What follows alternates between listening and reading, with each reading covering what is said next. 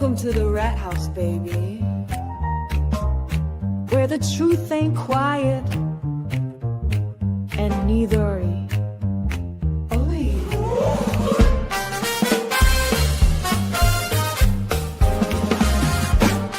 Where the ChatRats crew slide in, pull up a seat, crime talk, cold facts, and a jazzy backbeat. We got stories to tell, got some justice to serve, so pour up that coffee or something with a swerve. There's Rat Daddy leading 6'5", a cool Toys the queen with the sharpest of tools. Dean's cracking jokes, Mary B's got the tea, and Lawleen lays the law down, real boss energy. MJ's got the fire, Gingy's taking names, Chelsea's dropping Angel Baby's in the game. The clerk's keeping order, Misty's watching close. Pinky promises, keeps receipts, and she does the most. We're the ChatRats, baby, worldwide and bold. Stories unfold while the crime scene gets cold. Puff, puff, pass, and the truth gets exposed. At the rat house, baby, that's how it goes.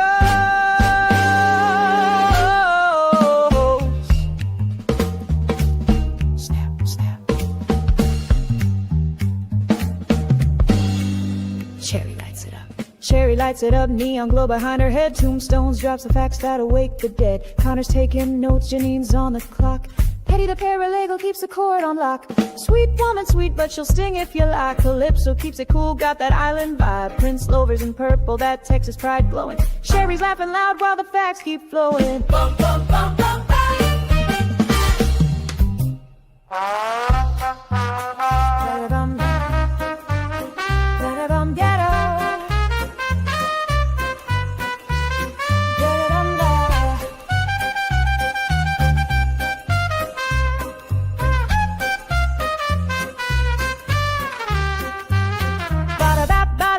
OG coming through, crazy-eyed cheese, oh you better believe. Robo-rat clicks, sparks, gears in his head, breaking the code till the lies drop dead. Jump, feel the confidence, jump. We're the ChatRats, baby, worldwide and bold.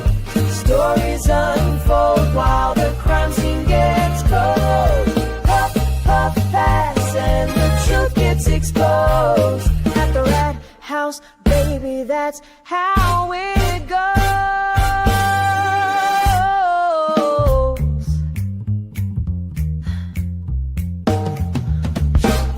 Crime solving, cracks. Worlds are stage. That's a fact. Together, we're the ChatRats crew. We ain't looking back.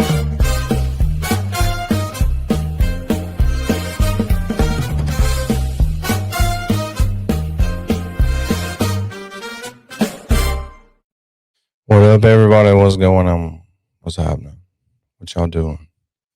Welcome to the rat house, whatever that is. So, what y'all doing out there today? I've been at work all day. What's happening? What's happening? Anything good happened today? Anything bad happened today? What up, people? What up, Cajun? Marcus. Hello, Iris. Vagina Mike, what's up? Thunder Horse, hello, hello. Lubin Dubin in the house. What up, Dusty Blue? What up, Swiss Miss, aka Dilly Pickle Pants? What y'all up to? Ginger, Antisocial. Barbara, hello, Barbara. So, oh, Cali Cat, what's up? Fearless Farm Girl, nice to see you. So let's just kick it off with a little music. What up, BLT? What happening? What's happening, Mel Mac? Today we are gathered here with some cold, hard facts. So let's talk some shit. Wakey. So yellow. Wakey. Fear not, my lovies. The nurse is in the house. I'm handling it. Let's fucking go. Clutch those pearls, lovies. Clutch them tight. Not today, Satan. Not on my watch tonight. Oh, oh, oh, oh, oh. Show me it. Nurse Kim and this bitch, and I'm handling it. Get on your knees, this might sting a little, take you down to unimpound town right now, if not sooner. Chill, I don't need luck, I'm blessed and trained. You question me, who's the fool now? Ooh, fuckery foot, scammers on the loose. Lose my number, motherfuckers, I'm cutting y'all loose. Why in the Christ would you not preserve evidence properly? What is happening right now? Tiny baby Jesus and Mary. Hey, babe. Oh shit, somebody needs a lifeline. Oh hell, we need a welfare check. Right fucking now. Ow, the clutch I clutch lovies when the x-rays entered the chat. All is interwoven in perpetuity. That's a fact.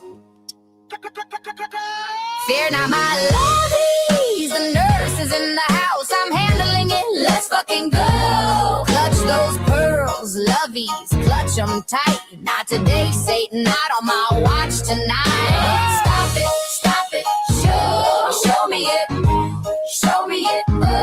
Nurse Kim in this bitch and I'm handling it. I've been known to get a little feisty on the Twitter sometimes. Cluck, motherfuckers, y'all just wasting my time. Oh, what's this? I found something in my pocket. You can't tell me shit, I'm the hostess with the mostest. Period, clutch, clinch, kegel, hold, release. I'm trying to be what I'm supposed to be. Right now it's me, it's you. We just here to talk shit and have fun, you see. There's a little feather to put in your cap, I'm clutching my pearl.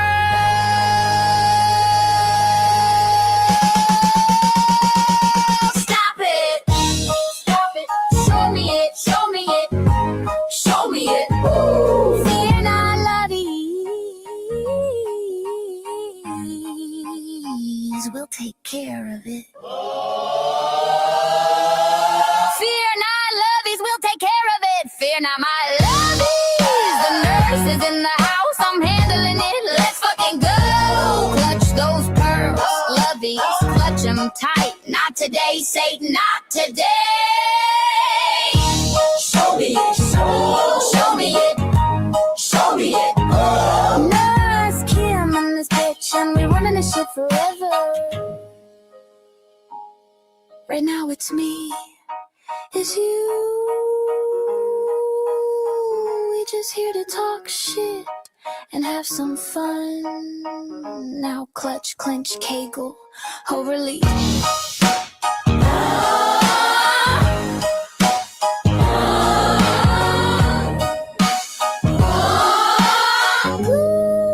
Clues, motherfucker. That was a good one. Anyways, I see what you are talking about in the chat there. That's pretty neat. It's a little weird. Be pretty interesting, but I don't see where that's going to benefit anybody. Having LG on that show. Ooh. What up, Maga Dog? Do one more. Cut. Get the mood. Clench. Kegel. Here we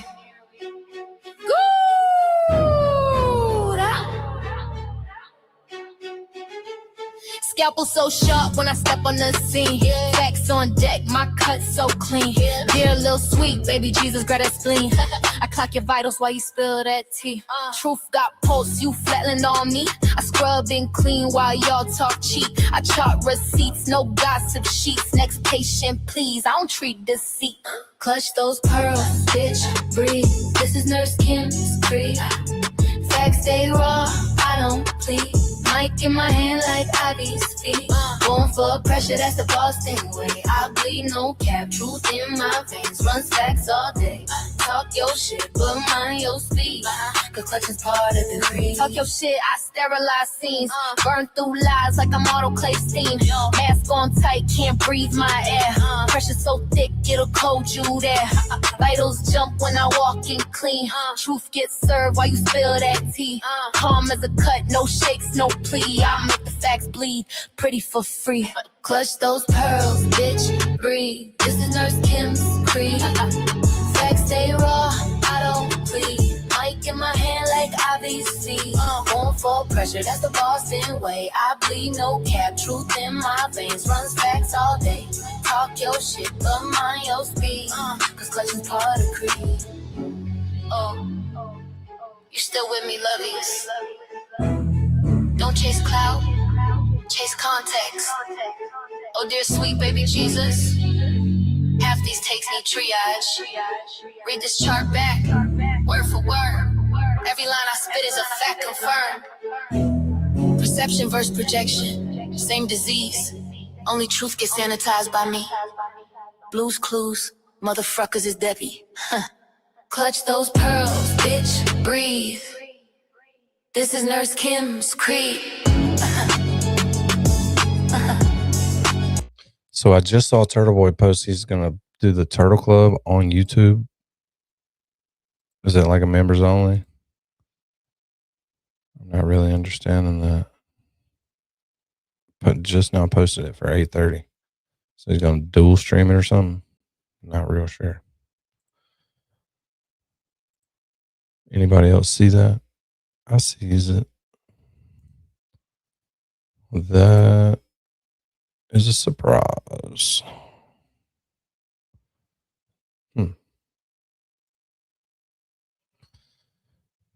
Sorry, I was reading. What's up, Lolly? Hey, Danny. What you doing?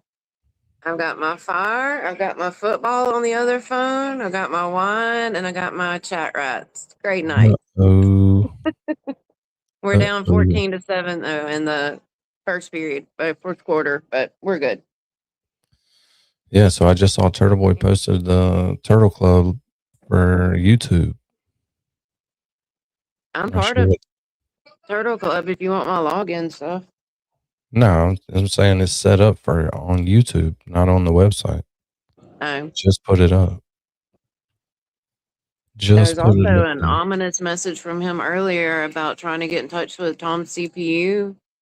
There's effery afoot. I saw that one, and then I saw where Microdot's newest video is going to be about Proctor's Day on January 29th, 2022. So a lot of interesting stuff posted today. We got plenty of other stuff. Virtual Juror put out like a summary of each day of Brian Walshe trial. They're all 10, 15 minutes like that. Should be pretty good. We can watch that. We can check out Meredith's X. We can watch some live cams. Bourbon's going to be popping tonight. Either way, after this game, there's going to be a bunch of drunk people in green down there. Nice. I think they're already a little bit lit based off of the commentary going on in these Facebook Lives I'm watching. But it's kind of weird that he's putting that on YouTube. What I sent you Next Witness. She did the video between Rentschler and Welcher. And it was pretty funny.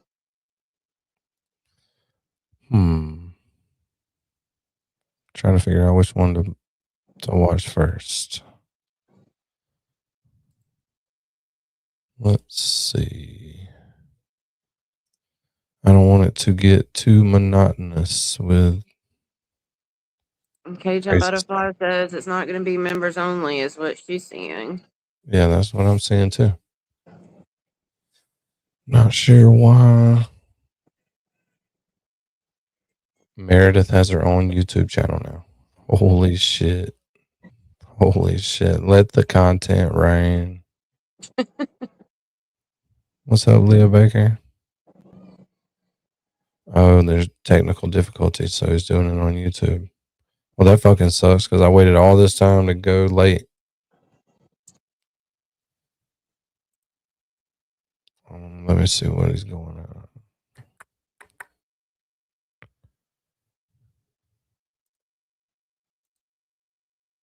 What the hell?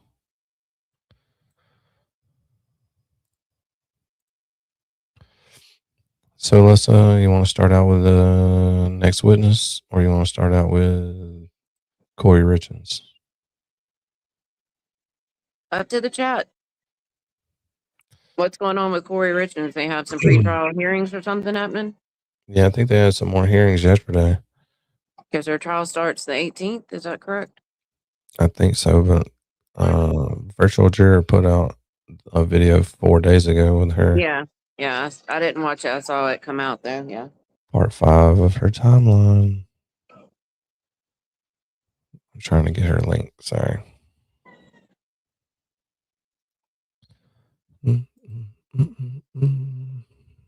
This is Virtual Jurors link.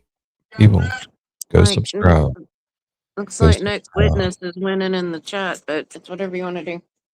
Whoever's winning, we're gonna watch them all. So I guess we're just gonna go against Turtle Boy tonight because I didn't see that coming. Probably go in there later, not like usual.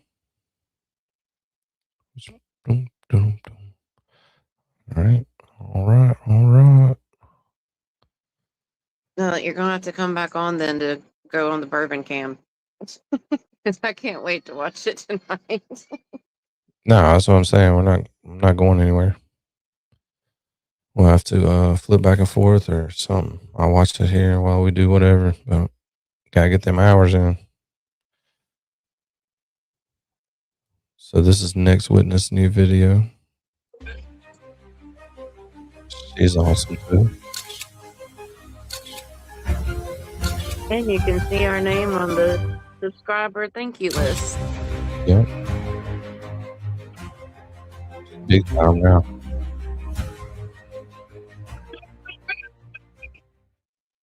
Can you hear my phone in the background? Oh, we're not done. Or- We're just getting to the Every now accident and then. reconstruction Yeah, part of the that'd be good too. testimony. We've done almost an entire day and we're not even at the accident reconstruction yet. So let's take a listen to this. This was the bulk of his testimony here, his demonstration, what he did, why he did it, to show exactly how this happened to John O'Keefe. So I'm not understanding this for 1 second. So we're talking about she's going on Ray's show to drag Jess. I don't understand it. Meredith is? No, I think Lindsay Catani. As much as Ray's talked about Lindsay, she's gonna go on his show now. That's what I'm hearing. That's what I'm seeing in the chat. So yeah, they're saying yes. Now, how is this going to work? I'm not understanding. How does that work out good for the channel? Are they going to be taking up for Jess? Is this going to be like a debate between the two over something, or is she just coming on there to make her I spill? don't know, because I've heard a lot of hate for Jess and Lindsay in the channel. So I'm not understanding what the purpose. What's she going to go on there and tell or say? I mean, if she wanted somebody to talk bad about Jess, they should have got Meredith, because she's going off on Jess right now. Her and LTL and Mike. Are they in spaces? No, Or just posts? it was the live Mike did that Glare covered, where Meredith Oh. called in, and Oh my then God. the spaces we listened to last night with LTL, they were talking about Jess in there too. Mike thinks that Jess has something on Turtle Boy. That's the only thing that makes sense to him.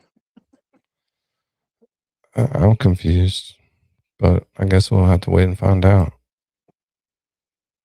People have asked me, why won't you have her on? Have her on here for what? To do what? That's what I don't understand. Is there some information that we're trying to get from her or something? Have Lindsay or Jess? From Lindsay. I have no interest of having Lindsay on here. I know, but why would somebody else have Lindsay to bash somebody on their side of the creator war? I don't understand it. Is this going to be like the James Jackson thing? I'm glad that she's turning evidence for Turtle Boy, but I don't trust a word she says here nor there from one day to another. So she's going to come on there pro Turtle Boy, you think, and spill what? I don't understand it. Cajun, what do you think she's going to spill? Like, what could Lindsay possibly have of value at this point that we need? I can't think of anything. And I think we all like Jess. Maureen saying TV saying he liked Valerie blew my mind this morning. I get what he's saying. He said that she actually gets it and is smart, but she's hung up on the recording and also so pro JFK that she loses her intelligence mid argument and goes ratchet. I'm just searching in my brain for a way that would be beneficial really to anybody watching other than just to see what they're going to say. I mean, I can't really think of a lot that. I don't see how it benefits Turtle Boy any for Lindsay to do that. Because him and Jess are tight. And Jess kind of stayed out of the whole Lindsay drama, and the KP drama and all that stuff. So, Yeah, I guess if anybody has any good ideas of what the fuck the point of having her on would be, I don't know. I'm not saying it's a bad idea or a good idea. I just don't know why it is an idea. It doesn't sound like a good one to me, but people have asked the me. comment about they want him in jail for Christmas, that bothered me this morning here in Turtle Boy. He was really concerned when he said that. I know. So why have her on your show? Not our problem, Danny. I know, but I like to watch the crashes, but kind of like to know what the fucking point is, but maybe somebody will know before it's over. I took measurements of myself. I'm actually wearing the same make and size shoes as Mr. O'Keefe, the same brand of jeans as Mr. O'Keefe. None of these things are relevant, by the way. Like whether you're wearing the same brand of jeans is completely freaking irrelevant. The same brand and size shirt of Mr. O'Keefe. You see the Lexus. I don't like it. in the background. Just ridiculous. He's dressed literally in John O'Keefe's clothing. Wow, he really did the full commitment here. Same brand of jeans as, okay, I don't even know what brand of jeans they were. He bought those Nikes. Did they have a black sole or a white sole? I'm not sure. This is really strange. I've never seen anything about accident reconstruction. Think you would go to that extreme to possibly start a bigger fire than's already started just for some more views? You have to tag the comments so I don't have to keep going back. Who said what? I'll have to read it again. Hold on. Cat Toes said the point would be so Ray gets more views. I mean, I don't see where that would that's get logical, but it might spark something and you get way more people than normal, but it'd be a one-off. Questions a lot of motive.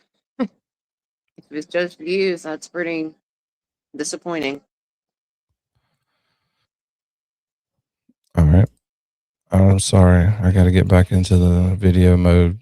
Switch over. This is virtual jury. Kouri Richins. ADHD's kicking in that quick already? It's already kicking in. I got to get at least 5 minutes on one of them. Here we go. Have also been paid employees of the trust. This is virtual jury. I dropped her link in the chat. Please go subscribe, people. She's really good at making these videos. And they need to see who exactly is on the payroll, arguing these payments go directly to credibility and bias of state's witnesses. This is certainly casting a wide net to find bias. If witnesses are getting checks from the victim's family, that is gold for cross-examination.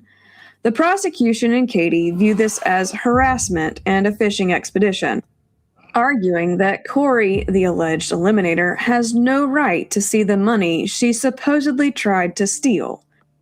We do not envy the judge's need to weigh privacy versus confrontation rights. They'll probably order the disclosure of specific payments to witnesses, as this is relevant to bias, but deny the request for the entire financial history of the trust, deeming it unduly burdensome and an irrelevant invasion of privacy. 11th, the memorandum in opposition to motion to compel Katie Richins Benson to comply with subpoena duces tecum. Katie Richins Benson, through her attorneys, returns fire with fire, calling the subpoena a carpet bomb. Her lawyers argue She wants you to read her comment. legally barred from seeing the trust. The request is overly broad, and the defense didn't even try to call them to resolve it first, the meet and confer requirement. They characterize the defense's request as a desperate attempt to seize sensitive information under the guise of looking for bias. Her lawyers argue that Kouri's suspected bias is not a free pass to seize sensitive information. Here are the 5 grounds they contend. First, it's no secret.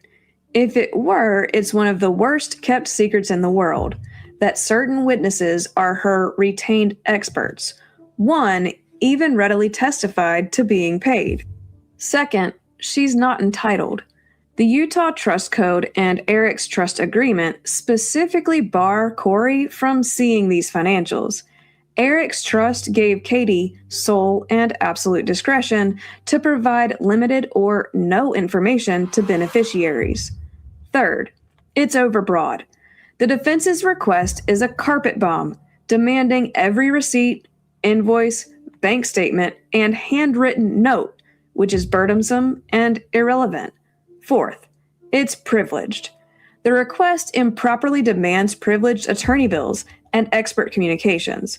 And fifth, it's procedurally improper. The defense never even tried to meet and confer, i.e., call them or meet with them, to resolve the dispute before filing the motion, which violates court rules. Katie's team asks the court to deny the motion and sanction Kouri for the terribly overbroad and burdensome subpoena. Katie's counsel is protecting the castle. They argue that Kouri's elimination charges should not give her a backstage pass to the family finances she's accused of coveting, but this might end in a split ruling, depending on what the defense has or what it doesn't. The court may compel Katie to produce checks, invoices, etc. from the trust or Katie's personal accounts to the 2 witnesses who have already been identified as being paid by the trust, but deny the carpet bomb request for all bank statements and tax returns. Appropriate redactions should be made, of course. Further, it's possible for the defense to face sanctions here for failing to follow the meet and confer requirement, which appears to be part of Utah procedure. Basically, yeah, Kouri should be able to vet witness bias. It's the constitutional right, which would supersede general confidentiality of the trust, but not the right to be protected from an overly broad and burdensome subpoena. That said, the most likely thing to happen at this stage is for the judge to deny the motion, at least temporarily, based on the procedural failures to meet and confer. In essence, telling the attorneys to go talk like adults before bothering the court again. 12th, the defense's media interview. In a truly shocking development, Kouri's legal team got tired of the courtroom and decided to try its case in the court of public opinion. Her defense attorneys sat down for an exclusive interview, claiming an ethical duty to correct the false narratives that they accused the prosecution of happily letting run wild. According to them, here's the real story. First, the Moscow Mule Eliminator nickname is fake news. The defense team insists this sexy and fanciful story was just grabbed by the media because it sounded enticing. They claim the prosecution has never once in court or in filings alleged the fatal dose was delivered in a cocktail. In fact, they say the lead detective admitted under oath that he has no idea how Eric Richins ingested the fentanyl. Second, Kouri was secretly rich and wasn't in financial distress. They argue that this is misleading because the state's math utterly fails to include the huge piece of property she acquired right after his death, which apparently had enough equity to cover her debts. They scoff at this omission, comparing it to evaluating your net worth while leaving out your house. Incidentally, this is the property Kouri and Eric reportedly argued over, and was an unfinished mansion. Not quite sure how that equates to having enough equity to cover all her debts, but please continue. Third, the life insurance motive is poppycock. The idea that she was trying to cash in, they say, is also false. The only policy she took out was one of those $100,000 free life insurance mailers we all get from credit unions, which she sent in about a month before he died. All the other policies, and there were a lot of life insurance policies, were supposedly taken out by Eric himself. The lawyers add that for this family, an extra $100,000 was not really all that much. Fourth, she only Googled the lethal. I'll take that extra hundo. Danny, I That's misspoke sad. earlier. We're talking about Kouri Richins. I was thinking about the girl in Florida, the one who was like the OnlyFans who threw the knife Oh, at her yeah. boyfriend and stabbed him in the heart. I think hers is the one that begins December 18th. I'm not Yeah, sure about hers Kouri is Richins. we need virtual juror here. She needs to come hang out. So we're about to watch a shitload of her videos. But I think it's pretty soon because I'm not sure what the hearing was for, either today or yesterday or the day before. Gotta Google it. Yeah, we'll look it up real quick. Fentanyl dose after he died. The defense is most incensed about the reports. If you don't know about the case, you can go to virtual juror's page, and she has. This is the 5th video in the series of Kouri Richins. So you can go there and get caught up if you want to. February That Kouri 23rd, February 23rd to March 26th is when it's projected to be. February 23rd. To March 26th, so a little over 4-week trial. Just the summary is that she's the one who supposedly drugged her husband with fentanyl and then wrote a children's book on grief. Yeah. And it was all for financial gain, like the life insurance, the property, and there's been a whole bunch of contested stuff between her no longer being the beneficiary to all the accounts in the state and his sister, I think, being the one. So there's been a lot of court argument there. Yeah. She's nuts. She's very calm about it too. And I got you some new stuff in here, Lolling. Put it in reverse, Terry. Put it in reverse. Oh, Lord, Jesus. Ow. Still waiting. I'm just asking for an 8-ball and $2 million. I need to request some Big Lebowski while we're out it. That's my fave. And did you even watch the show, Lolene? That clip has to be in there for when I screw up. Yeah, I need to clip that and get it in there for sure. I think where did it miss? Oh, it messed up. I need money. That's old school, right? BLT says Turtle Club Live is going again. He must have fixed the website, so apparently it's not on YouTube now. Sweet. Fucking A. For lethal fentanyl doses before her husband's death. Yeah, For the because people saying that we don't want to watch Turtle Boy, no, we watch it after we finish our stream. Yeah, sometimes you just gotta do what you gotta do. But He's got my $15 a month. Does he have yours? Exactly. I put this clip in here for one reason and one reason only. Lolling. I'm poor. Yeah, you are. Send Danny some I love money. that kid. It's the holidays. I love that kid. He's But got if a you new don't send- grandbaby coming. Yeah, if you don't send any super chats, I got this one for you. Fuck you, and fuck you. Who's next? Mhm. That's for you.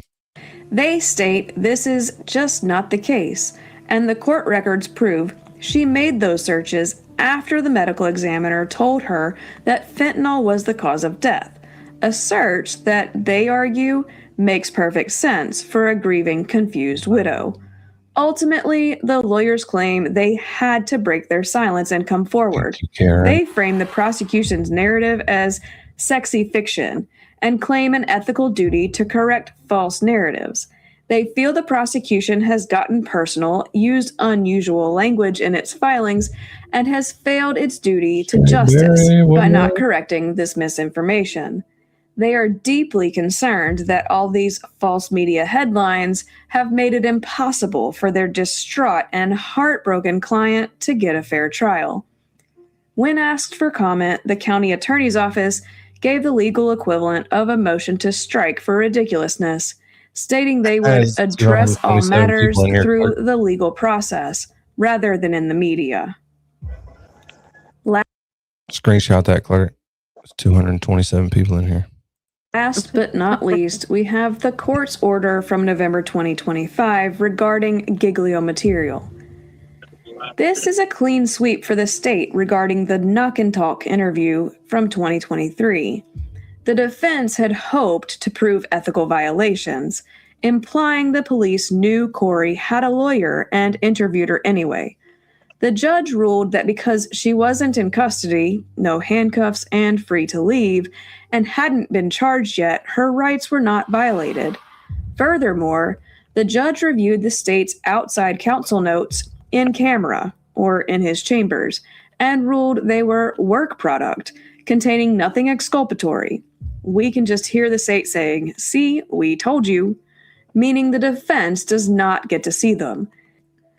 This is a significant loss for the defense, and a sigh of relief for the prosecution.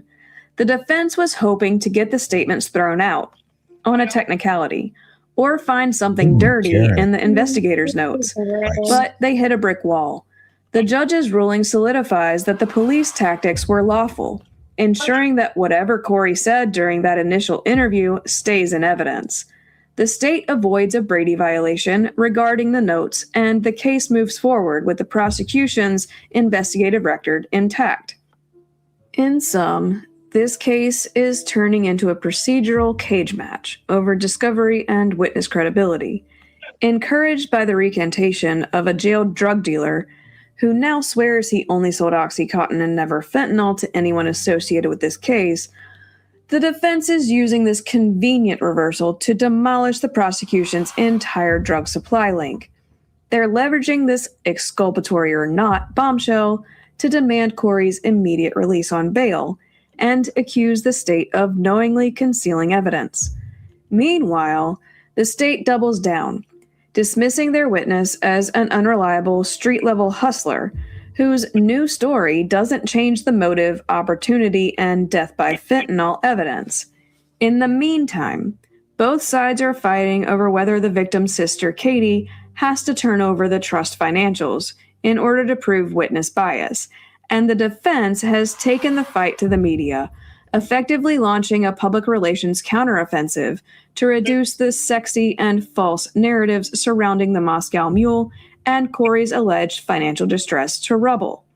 And the court put its foot down, telling the defense to knock it off when requesting work product information they know they're not privy to. The main takeaway? The only certainty in this courtroom is a battle of words between the state and the defense. Kouri remains. Antisocial says, gotta put the little crotch goblets to bed. That Turtle Boy called him crotch fruit. Oh, God. Where did I hear that? Somewhere in this Trust. movie. Thank you for the membership gifting. Also, Yeah. Karen. The gift that keeps on giving.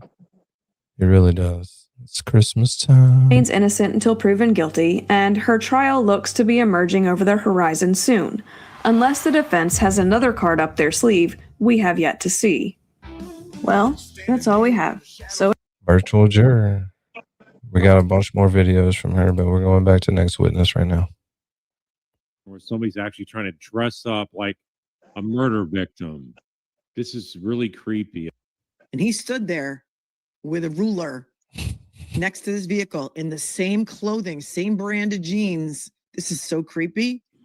Emily, do you have legal commentary? No, I'm uncomfortable.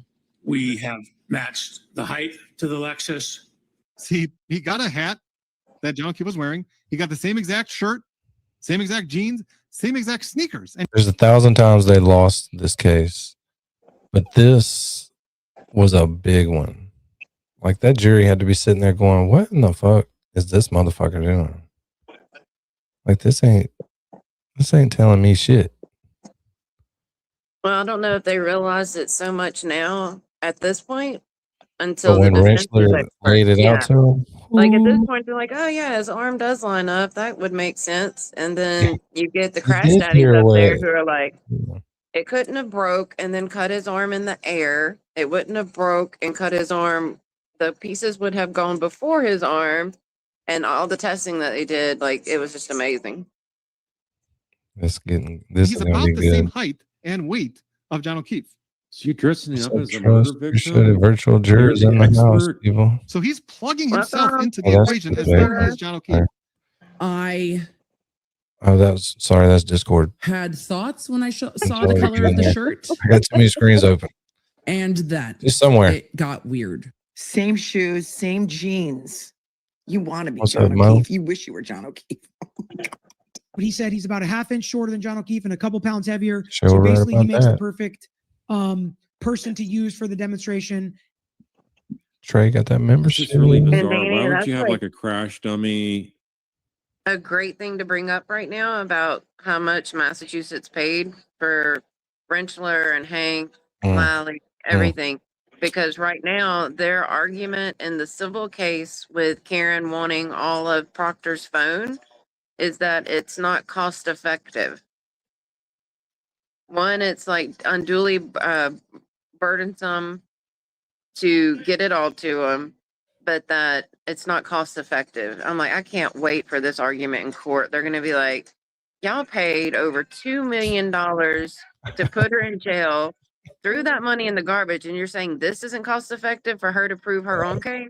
Please. How much did they pay the blue paint group? I can't remember. It was 400 400,000. something thousand. 410, I think.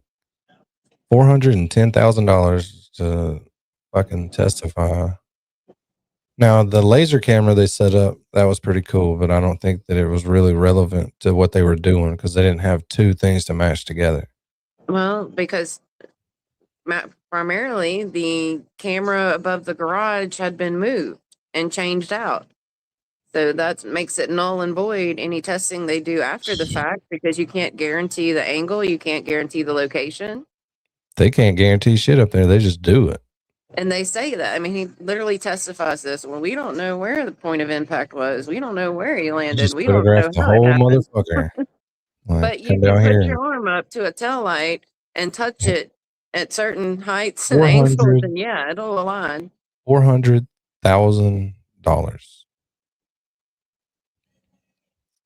And I what thought we they were went gonna through, fucking smash something and run over shit, and yeah. I thought they were finna get nuts, and then this started rolling, and I was like, "What? This is no better than even what went fucking through, Triple Paul did." when we went through Hank's paralegals charges alone, remember that was like 70 something thousand that she made just on trial too. It's We'll be sickening. here, April. We'll be here. Maybe. I don't know. Halftime, it's 2010. They're up. You have my attention now. So, who are we rooting for? What's that game? I'm sorry, I'm looking at New Orleans. It's the high school championship. We're I don't know. I think we're in 2A. It's Calvary versus Dunham.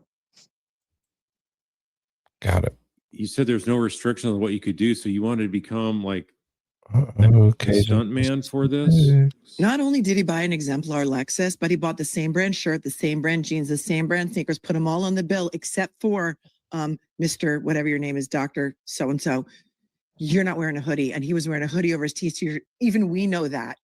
Were you wearing your Garmin watch or did you put on an Apple Watch for the healthcare data associated with this? Is wackadoo. No, chat. I have never seen anything like this. I've never.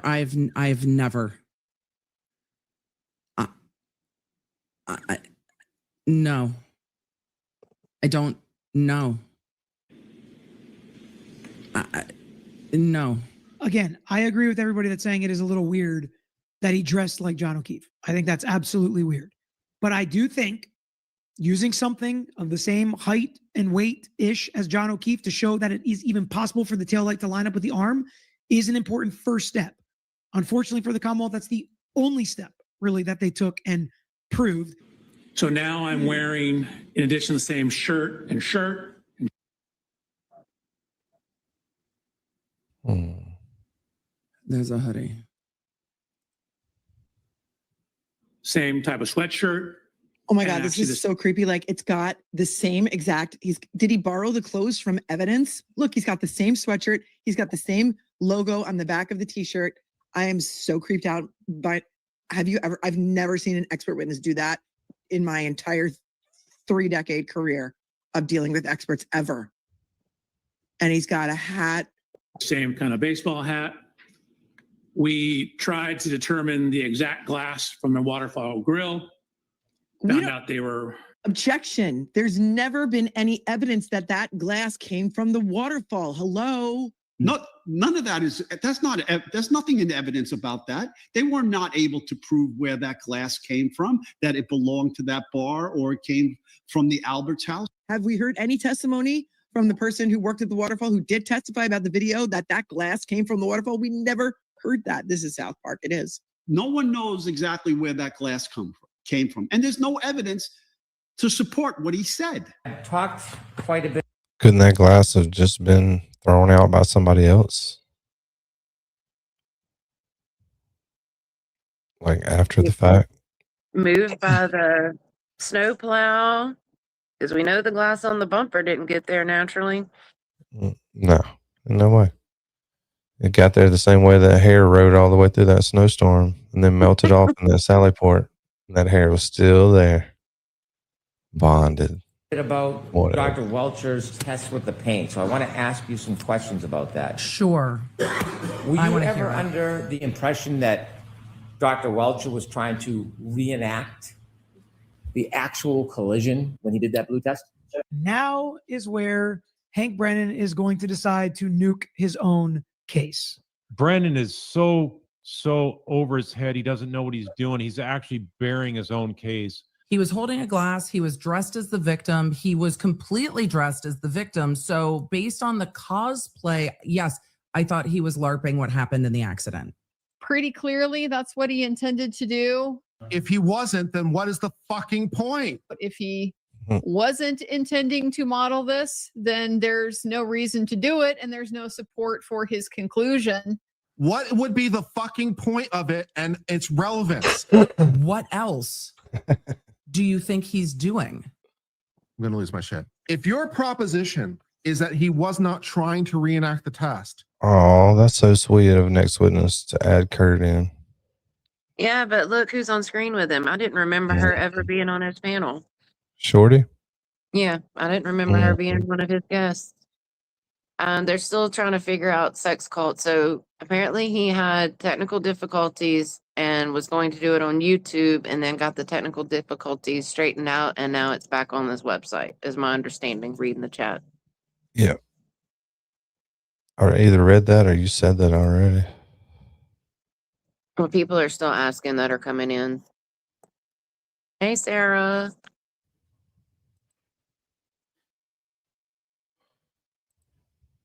Okay. Sorry, I'm reading it. People are sending me stuff that's cool and interesting, and I'm reading it. The test becomes legally irrelevant. But also, based on everything that he did, yes, I thought he was trying to recreate it. I thought he was trying to reenact it. Yes, I did. If it was just random musings, what the fuck is it being doing as an exhibit in this case? What kind of fucking bullshit is this? If it's not trying to recreate what happened to John O'Keefe, then you're trying to mislead the jury. Kurt, did you put your hat on so that we... I think Kurt's just showing out in front of them. Or the fact that there's 2 cowboy hats on there. He feels the need to do that. He usually doesn't. Hey, can we, yeah, he gets pretty heated here, or acts like he does. Can we drop the Discord link? Because someone who's literally in the town next to me is on here.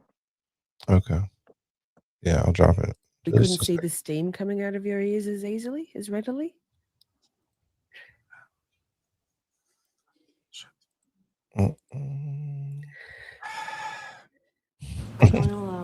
Bet you are. Well, that was the only test he performed, and he referenced that test for his opinion that the position and orientation of the lacerations are consistent with the taillight cover. So if that test was not intended to signify or demonstrate the position of the arm. What the He fuck has is it no doing here? evidence to say What the the fuck is it position doing and here? orientation of the arm Yeah. in the lacerations, which are abrasions, are consistent with the tail light cover. That's the only test he did. So if it doesn't represent that, it's really meaningless in his Welcome, big dog. analysis and conclusions. If his test didn't demonstrate What that, up, Kevin? he did nothing. His testimony was completely worthless. Big dog He's has like, entered are you Discord. saying your expert's test? What? Big dog has entered Discord. I just saw it pop up. Oh, nice. Big dog 5758. Welcome to Discord. Yeah, Big Dog's always Hey. in Baker's chat. What's up, Janine? Brother, sister. What you up Hey, my to? sister.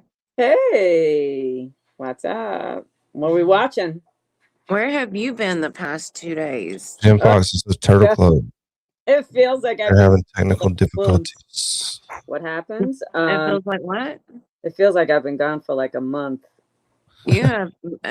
There's no way you're caught up on what's going on just in No. Discord either. No, there's not. But I do get notifications. So for like every 100th notification, like I'm like, all right. Hey, and I haven't even been doing the meme wars. That's just normal conversations now. No, but Oh, Stupid God. April is taking over with Lubin on the meme wars like you and Connor Oh used no, to. the Like, fucking Stupid rookies. April, Lubin, Stupid April, Lubin, Stupid April, Lubin. That's what my phone looks like. They need practice though, because me and Gingy waxing that ass. They can't keep up. And if Connor gets into it, you know, me and Connor are the ultimate champions. But Connor, I beat him the last time. He's scared now. I'll come in for the win. Prince He's Lover. terrifying. But Janine, we'll have to talk so you can get caught up. Oh my God, yeah. Not on stream though. Yeah. You betcha. So But, Info says keep her out of the loop. tonight we already watched the Kouri Richins' latest video about virtual juror. Did Watched anybody that. watch Tyler Robinson's hearing today? Yeah, I Angie did. did, and it was basically whether or not they were going to allow cameras, and as long as it's done properly or some shit, they were Right. going to allow I it. learned in the chat tonight that one of his attorneys is also Kouri Richins' attorney. Really? That's what someone in the chat said. I haven't seen that elsewhere, but yeah. I was listening a little bit to Andrea, so I know that there's some pre-trial stuff coming up in January. So it'd be a good time to start like watching that whenever you guys want to do that, because it's going to take a lot to even get through all the shit that Andrea said that we could stream. But so the observation I made was just like, you know, I'm in this thread, you know, this text thread with my friends, and they're like, he's so fucking smug. Did you see him laughing? Da, da, da. And I'm like, Yeah, all right. that's the clip that made all of the headlines. My phone Okay, kept but- getting, Yeah, but it's like that could be anything. nervous Right? It's laughter. all- I know. It's all the Yeah, way. we're going to get all off in it. I'm trying to save it so we can, you know. Right. Yeah. But You know, we're usually first, so we'll do it, and then 2 weeks later, every other creator on YouTube. we're will do it. trendsetters here, brother. We did Raoul Valley, and then all of a sudden, everybody wants to do it. But we already did it. Right. But Baker was doing it. To be fair, Baker. Oh yeah. Yeah. But we didn't do it because Baker was doing it. No. But We just Baker happened was to see doing that it it was hard. independently. Yeah. Baker does cover a lot of stuff I've never even heard of. And that was a pretty fun trial. That proved that we really can find other trials that are interesting. Yeah, it was gripping. It Because really Small was. Seagal had me wanting to get on here every night. Hurry up and get to watching. There was a lot of standpoint changing throughout that trial, and even Janine, from the beginning, Oh she my had her God. feelings. By the end, she was different, and it was interesting. That was not on my wild. That was not on my bingo. That was not on your bingo card. It wasn't on my wild bingo Some card. noodles.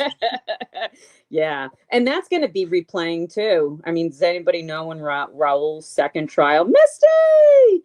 Anybody?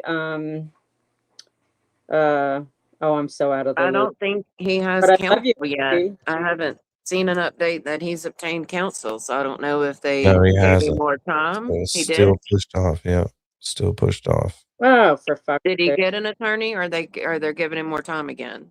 Not yet. So he's got more time. I should email Small Seagal. I called him, but I didn't email. I should We should email. have done a fundraiser for Small Seagal to see how much it was. We could Why don't we do that to see if we could help? we could persuade him to go If we and could help represent 22 Raoul And Valley then what if he takes the money and right? says no? because Well, he no, for really Raul. Doesn't have he to did be a good job during that Raul. trial. It could be Yeah, for Raul to get some good representation because he's 20. What is he? 22, and I his wish life. Linda Bodden could do Connecticut. I should reach And- out to her and ask her if she could help us out. Maybe point us. I mean, the kid needs a good lawyer. And you know, she likes to be on TV. So right now, Janine, we're watching Wrenchler. Made for it. Oh, he's And, so cute. Did he say happy birthday to what was it? Ty or well- Kai? His son? It was his son's birthday. Remember? And then Who? and then Bev, Oh yeah, cunty Bev was like, you that know, was crazy. represented Kai. him for Can't tell mentioning Kai it. happy birthday. So then he got like 400 million happy birthdays. The Yeah, he virtual did. juror says the larger lady is the attorney he has that is the same as Richins. Her name's Kat Nestor, Janine. Oh, okay. Thank So you. let's get through this because virtual juror has summaries Yeah, of every that's- day of the Walshe yeah. trial. So we're gonna watch those real quick. Okie doke. You know what I mean? They're like 10, 15 minutes a piece. Mm-hmm. Because I hadn't watched any of it because it's fucking boring as shit. Is actually just hot garbage because I'll agree Yes. with you. Uh, But like, then what are you doing here, Brennan? So I then There's set about to paint. do a little bit of testing with Lexus. The first test you're going to see is me just walking backwards or actually There's paint. sideways into the Lexus to see what the damage pattern looks like, or basically where someone of Mr. O'Keefe's height. Wow, look, you could would hold your contact the arm in rear a tail certain light. way. This is like a Nickelodeon show. This is like a Nickelodeon show. They put paint, he put paint on the Lexus. He then just kind of drunkenly, it looked like, walked into. And so just kind of me walking slowly sideways into it, the approximate location. Walking slowly sideways into it. How's Happy this birthday, recreating Kai. anything having to do Thank with John you. O'Keefe? Brett, you are hilarious. This is like a Nickelodeon episode. He put paint on it and then he bumped into it to see what it would do to his arm. It's like fifth grade type experiment, fifth grader level experiment. I am kind of dumbfounded. he did prove he's roughly John O'Keefe's height. Oh my God, that's the At only least thing. we had a video of John O'Keefe rubbing his arm on blue paint on the fucking taillight. And he moved. And they caught him moving. He moved. Pushing his arm into it. But literally any person at any height can make blue paint line up on their elbow by moving their elbow. $410,000. Dipshit. Could you imagine? And Arca Oh, didn't even make that much money. They made like half of that, right? Remember when we watched that day? The You know, FBI, I thought, paid him 500 grand initially. Oh, maybe not. I thought it. that was crazy trial times right there. I thought They it were made- worth every penny of it, left. too. Could not wait to get home and watch this shit every All day. Because this I feels like saw- something you would do in a Dateline or a Netflix. Oh, sorry. Remember the blue? Remember the Blue Man Group? And then somebody, when Mary and I went Oh, to, God. to the courthouse, there was somebody dressed up. Yes. Blue Man. It was Sketty Stains. Yeah, Yes. Marcy's Sketty Yes, Stains. yes. What's Like what's the documentary, younger of the Arca guys? Oh, Name? Wolf. I'm not just went blank. Wolf. Dr. Wolf. Wolf did a lecture recently. I saw it posted online. He did a lecture recently, and he addressed Karen's case in his lecture. Well, if he'd have put it out through the right channels, he'd have got 1 trillion views on it. Yeah. Somehow, You have some that. way, papers. somewhere. We are in That's Big wild. dog. the land, now we're Yeah. in the land of make believe. Appreciate it. Mythbusters actually had, See who got him. you know, credible experiments. This is like some kind of goofing around type thing. Oh, this is Carl Steinbeck. Somebody would Yeah, do when he's they're good. drunk or something. We've crossed over from land of the lost into the land of make believe. This is just like crazy, insane lunacy stuff here. The What up, the Scotty blue Mass? paint Scott and then Mouse. showing John O'Keefe's arm at the same time to act like because the paint ends up in the same region What up, Katie as the K? injuries to his arm, that proves that the taillight could break and That's make those Lurleen scratches and is Jimmy's beyond me. boyfriends. So this is the reconstruction that he ran to show that those injuries could have resulted in the Lexus And backing up Angels, into I'm it. sorry. Where are the Angel. broken ribs Forgive me, friend. and the dislocated shoulder? Ask Bob. What's up, buddy? And where, like, you see how he sort of And the hip. intentionally inks his hand, like his Look at arm, Ruffle. in the right pattern. He's So he just just chilling in the declares it hammock. so. He's not explaining anything. Where are these lacerations? How did the taillight? Yeah, Arca got 70,000. Second trial. Yeah, that's crazy. And how much And did this? Wilshire got do? 410,000 or What the hell 420 or is this guy's 413 name? or something like that. Stupid Lurleen. amount. And we know Paul is on payroll for state police, but you have to imagine he put in some extra hours. So I'm sure he made extra on the case too. Right. What was this guy's name? I forget. Damn it. Rentschler? Welcher. No, Welcher Welcher. That's right. and Welcher. Rentschler. Right. Welcher and Rentschler. And Wrench. Andrew Rentschler, when he landed in Massachusetts, he was the smartest dude in Massachusetts. Yeah, Mary and He's I were fucking there smart. that day with him and Sweet One and Cheryl. You could see his brain turning when he was talking, and he wanted to be more technical, like with the math part of it there for a minute. I remember that. And he just kind of reeled it back. He's like, started Welcher fucking, even came back though. Because Welcher his flew ears back were- in for the rebuttal, and he did more testing after he testified. And then Hank didn't call him. Oh my God, yeah. Break. Oh, he's adorable. Right. Dr. So in order was- for it to make contact with the this arm, time around, Dr. with Wrench this to me was the with cuter. this angle, But then Wolf he's was a got little to be bit- pretty much straight up and kind down. of ice teebs, so I Still was like, talking? turned off by that. But he's still cute. He's still cute. You're saying that before it broke, it's going to cause these lacerations. How would this polycarbonate tail light cause all those horizontal lines down the arm? Let me just back up because my brain is still buffering on this demonstration. Buffering. Sure, it's broken like that, and I've never seen a case where you get these types of abrasions. I didn't ask you that. Well, he's going to tell you anyway. Oops, I answered it that way. Is that funny? It's not funny. Yeah. He can't even laugh. Such He, like, an kinda smirked, asshole. he didn't even This guy's laugh. the sweetest guy. Bag. It's not funny. You're funny. You're funny. I think you're funny, Hank. I'm going I think your to questions are strike stupid. the comment. Next question. So do I amuse you, Hank? Huh? How am I funny, Hank? Huh? You I love stuttering it. prick. Appreciate it, ask Bob. It's not funny. And I was like, yes, it is. Appreciate This it. is hilarious, I'm getting actually. I warmed would have up. loved for him to say, "Yeah, it kind of was actually. It kind of was funny. Honestly, this whole thing you're doing is pretty ridiculous." Bob's getting it warmed up over there, Janine. I got this one in there for Put it you. in reverse, Terry. Put it in reverse. Oh, Lord, Jesus. Ow. And the goal's not very much. It's just a few bucks. You know what I mean? I'm just asking for an 8-ball and $2 million. He's so generous. Am I funny? Ha ha. How am I We love and funny? appreciate you. Attempting to try to show exactly how Mr. O'Keefe was struck. No. So we don't know exactly how he was struck. We don't know exactly how this happened. Is that the answer?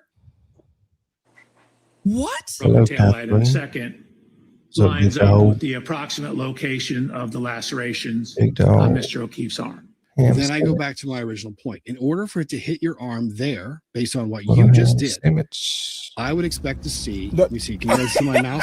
I would expect to see a shitload of bruising here.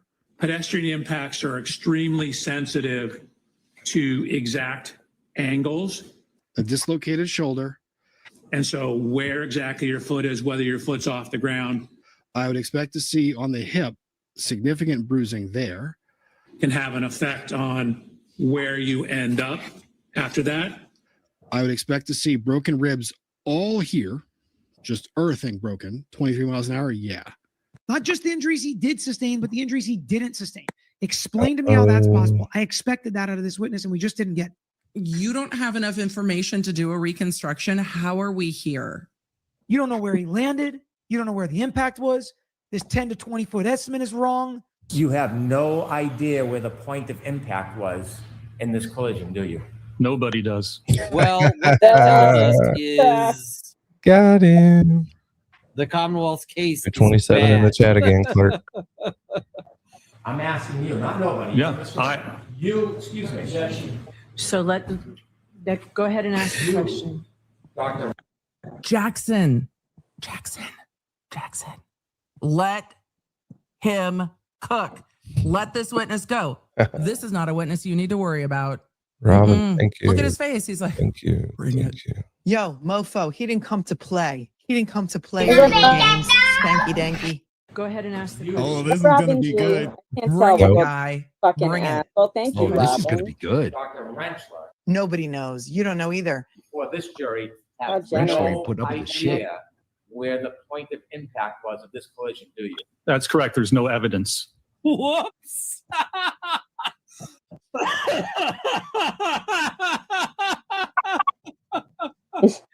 Brennan just keeps punching himself in the junk. There's no evidence.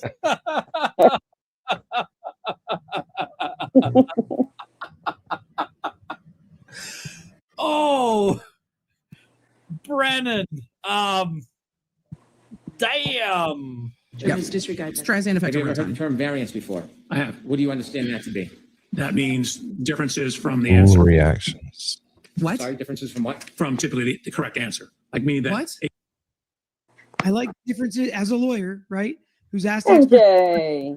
I like Yeah, he's differences funny, from the answer Runkle. better than differences from the correct He's answer. a character. a given data point has variance in terms. Differences from the correct answer. So there's a correct answer, and then there's some variances that we just throw in there to make our explanation more plausible. Oh, you've walked Yeah. into a whole nother line of questioning and cross-examination. Variance. Because, sometimes the correct answer doesn't fit. Everything fits only when you want it There's to, my but girl. it's totally fine if this didn't capture an actual Love her. collision. And we We're gotta have a night with her. stuff a square What? peg into a round hole. We're fixing to have a night with her. We're gonna go over all 3 of her streams that she's done on the Tyler Robinson. What is Yeah. it? Is that Oh right? my God. Yeah. Oh, I can't wait. Oh, So it's coming good. very soon. And so we He's take the so correct good. answer and then we, allow for some variances so that we can shoehorn this theory in here about John O'Keefe being hit by a car. Because the data is only important when we need it to be important. And so if it didn't actually capture when Karen hit John, it's Pauline, is that not how they did the phone stuff? That's like, oh, hold on, it can't be that accurate. But if they in other cases they use it way more accurately. Yeah. Like, hold on, it wasn't out in the yard. Wasn't any, didn't do any steps. Ron Walsh, they're literally putting him from out of a car at a dumpster, like 5 feet away. I mean, and going to his mom's. I mean, it's very accurate. Insane. They're like, And oh, the well, it time- could be off within 30 yards or whatever the circle was. No, then the time variance, the Yeah, but time the drift that steps, we all Nancy know has it doesn't to come just up with. register you random steps all day. Yeah. I mean, it's And just ridiculous. stairs and hey, and speaking of the oh crap, what'd they change the name of their channel to? The one with Oh, Mama and all them. The Four Horsemen. They should be streaming tonight. What is it called? Thursday, their regular stream, so it should be interesting to see Yeah. what you I don't want to snipe the Four Horsemen yet. Not yet. No, but what is it called? What do they call their channel? They changed the name of it. It was forensic. It's forensic. Forensic 4 or Yeah, something like How do they? I mean, do any of them have credentials to be? No, they have zero. They're about as much as me and you. Zero. They just have a lot of moxie. Yeah, Julie Pauline has the skills. They're more like me and you, Janine. They're speculative forensic scientists. There you go. The science of, well, it could be that. just, then it's just the data. But that wouldn't register in data as an event. But a 3-point turn would. Brennan It's is asking him to explain forensic variance, prayer. and he says it's the variance Oh from the my correct God. answer. Well, you see, if you just add some Cheese seconds balls. of time, then you get the Thanks, times that we Angie. want, guys. Hey, Angie. Oh, fuck. When an expert gives you an answer Where you is didn't Diane expect G? and you're She's trying to asleep fix it, you already? ask them to clarify and it gets worse. That's, I feel like, what just happened with Brennan and this witness. Are you Angie, effing kidding me? Angie Listen to just this again. Posted There's in the a correct comment answer, in the and chat. then we throw in some variables to confuse everyone, including the jury and the worldwide audience. The world is watching, dude. This is gonna come back round. I'm backing that up. That is a that answer. That answer, man. This is and you should be outraged. There's a woman on trial for murder of a Boston police officer facing life in prison, and there's a correct answer. And then we just throw in a whole bunch of variables or variances, time drifts. We make up some bullshit. I love when Melanie curses. Next question. Admonish him. Spicy, salty Melanie. She's told Brennan no more comments twice now in this, if not 3 times in this cross-examination. No more comments, Mr. Brennan. And within 5 minutes, of course, we have more comments. This is exactly what they've been discussing at sidebar, in my opinion. The constant badgering, the constant nasty, snarky comments that he's making about to every witness that the defense has called, that the judge is allowing because she has zero control over her courtroom, despite the fact that she's Kim Jong-un. She has zero control over Hank Brennan. Why? Why? The world is watching. Do you notice how Jackson is now speaking up more in front of the jury? And he does it immediately after Brennan says something snarky. And normally I would be like, Jackson, you can't just yell over the court, but it seems to be the only way that the court is going to say anything to Brennan. And he's right. And he's highlighting it for the jury. So they see it and they see he's pissed off. And they then hear the judge saying, no more comments, sustained, strike that. Incredibly important for the jury to hear all of that in that sequence. This is not the way ethical prosecutors behave, you guys. It's just not. It's just not. And I'm sorry if I get wicked mad, but I get wicked mad because this hurts my soul. This hurts my soul to watch this go on and to watch this. Big Dog says he plays Pokemon Go and he can shake his phone and get steps. Mm-hmm. So, and that's an Android phone. Mm-hmm. So, Laurleen, you should go troll the four horsemen, whatever they are. Step into my office. Why? Because you're fucking fired.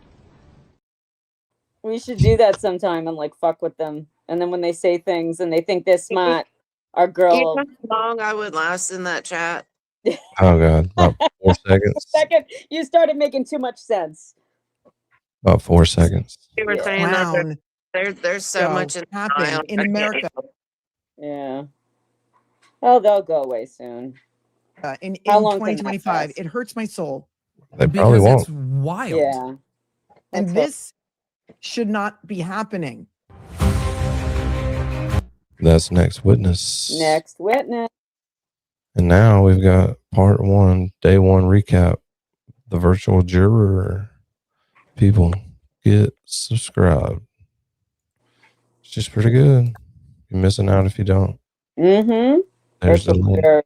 The virtual juror is awesome. This is the way I want to catch up on the Brian Walsh case. We love it. Yeah, I have no Very idea quick. what's going on with this case, except for Quick. Teeth said it was boring. Yeah, just get in there and get out real quick. Everybody. Before we get started, please like, subscribe, and hit the notification bell. You know, all the YouTubey things. Forget what you think you know about justice. Welcome to the virtual juror, where snark is reality, but evidence is royalty. Where at first we look at the FACS, or facts and conjecture shared, before we get into the real stuff. Welcome to the Brian Walsh saga. Yet Here's another the case British from boys. Norfolk County, I'm Massachusetts. I mean, Can the Commonwealth mess that's up this case too? Or Yeah, she's good. Yeah, she's great. She's getting better too. The more you do it, the better you get too. Yep. Oh, she said thanks. Thank you. We love you. I know it was boring, but it's not going to be boring like this. are we in for something different this time? Let's find out. Here's a recap of day 1, featuring the accidental dismemberment you. defense, Thanks for the the update. world's most incriminating search history, and a subject who loves to hear himself speak. The day began, as all great legal battles do, with an administrative tantrum. The defense and Commonwealth dropped in with some last-minute filings for the court, which naturally looked thrilled about it.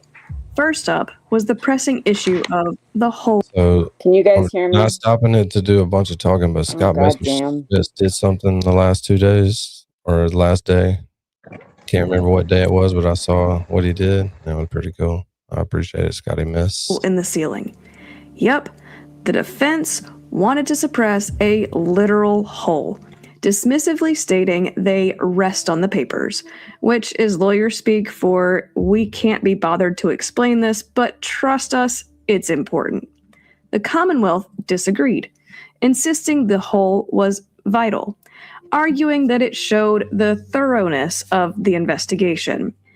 Given that said investigation probably involved a recently discredited cook, see former Trooper Proctor, showing thoroughness is less about evidence and more about damage control.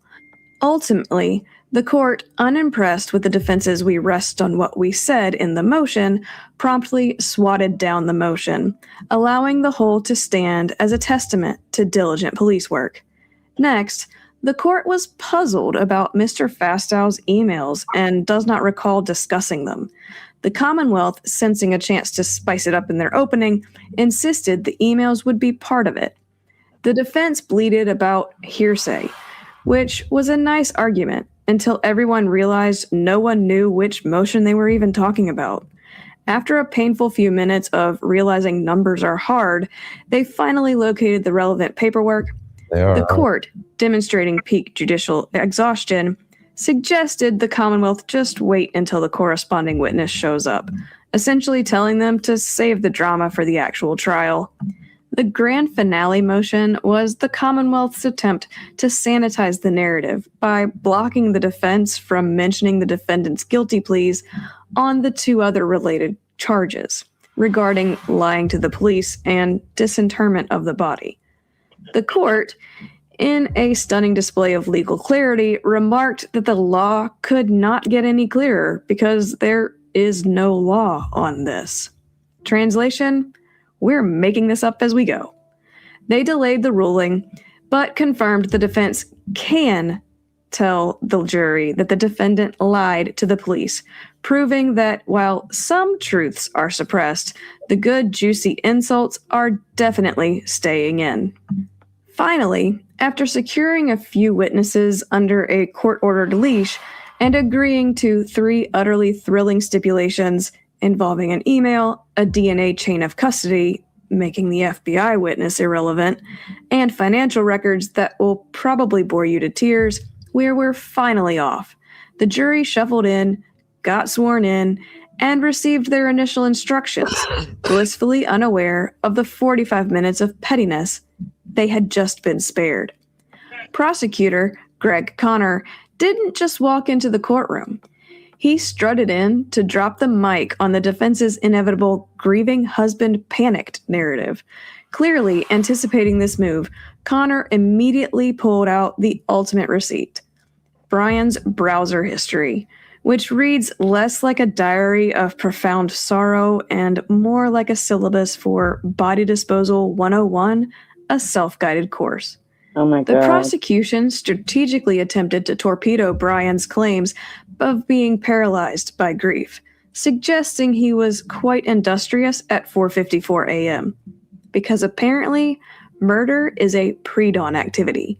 Instead of staring blankly into the middle distance, Brian was allegedly busy on his son's iPad, compiling a Google Greatest Hits album that included the classics: How Long Before a Body Starts to Smell?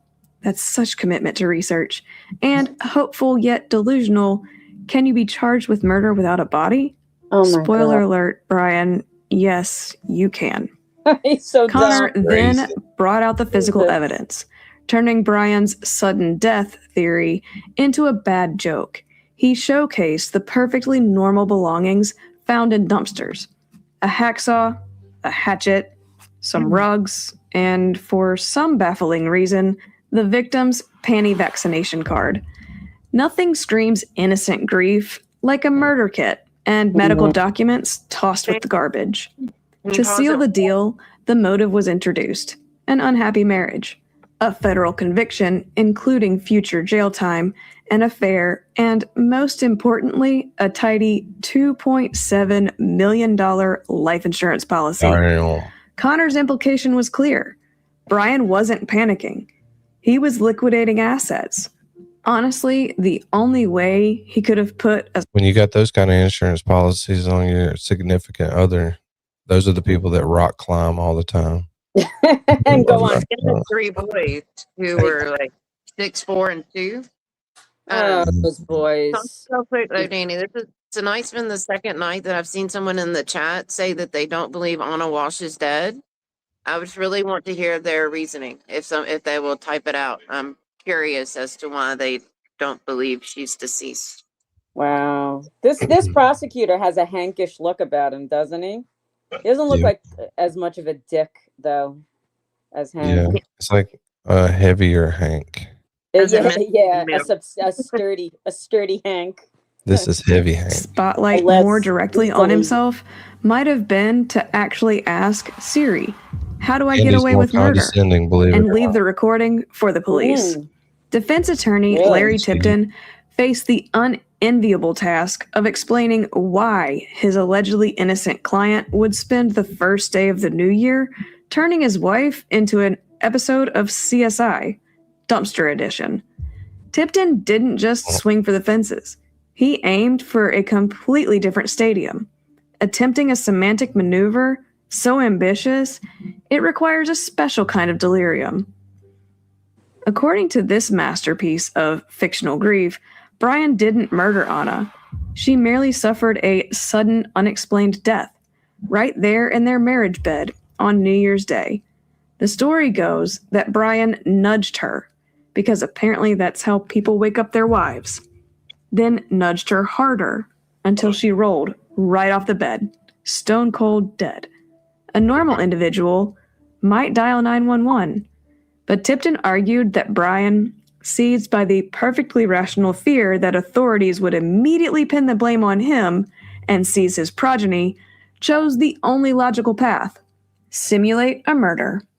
In this panicked and frantic, read highly specific and detail-oriented state, Brian supposedly concluded the best way to handle an administrative problem like dead wife was to lovingly chop up the woman he called his best friend and strategically scatter her remains across the Commonwealth. The defense then painted a glowing portrait of this loving marriage, complete with a bright future they were planning. A future that apparently did not include the use of a conventional funeral home. In short, the defense wants the jury to believe that Brian's first instinct upon finding his wife dead was not shock and mourning, but a spontaneous, meticulous, and incredibly unlucky compulsion to frame himself for the world's most sensational homicide.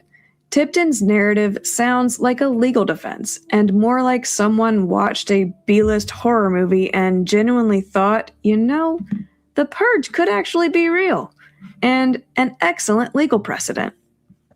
The day concluded with the testimony of Witness 1, Cohasset Police Sergeant Harrison Schmidt, who took the stand to play DJ for what can only be described as Brian Walsh's theatrical debut performance. Schmidt walked the jury through the initial phases of a missing persons investigation.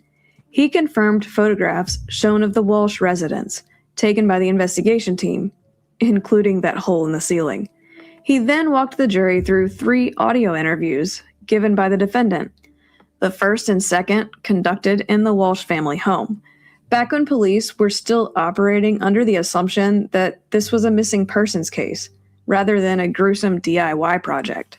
The audio presented a version of Brian that was eerily calm, cooperative, and dripping with the kind of helpfulness that might signal someone has something massive to hide. Brian spun a tale of a frantic New Year's Day work emergency that required Anna to flee to Washington, D.C. before the sun came up, a narrative that relied heavily on the idea that corporate real estate crises respect neither national holidays nor sleep schedules, which, to be fair, they might not. In this audio masterpiece, Brian worked overtime to paint himself as the doting, slightly neglected husband, insisting the only problem in their marriage was not enough time together, dropping quotes that have aged about as well as milk in a sauna. He told the officers, "It's been like that the last months, where she has to cut back on family time.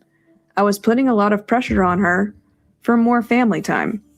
It was a true study session in gaslighting, where he attempted to frame his motive as simply loving his wife too much, casting himself as the victim of her busy schedule rather than the potential architect of her demise. He even threw in some bizarre pseudo-medical improv, claiming Anna felt she was pale recently, a vague symptom presumably meant to suggest she was frail or unwell, rather than a vibrant woman about to be nudged out of existence. A true highlight of the testimony, however, was the staggering irony of Brian's attempts to cover his digital tracks, while explaining his lack of communication. He claimed he couldn't call or text Anna because he had conveniently lost his phone during the critical hours. A miraculous fumble for a man the Commonwealth claims was simultaneously using his son's iPad to research corpse disposal. He also alluded to his mother having investigators in D.C. more than once, which seriously has us wondering, what was he thinking?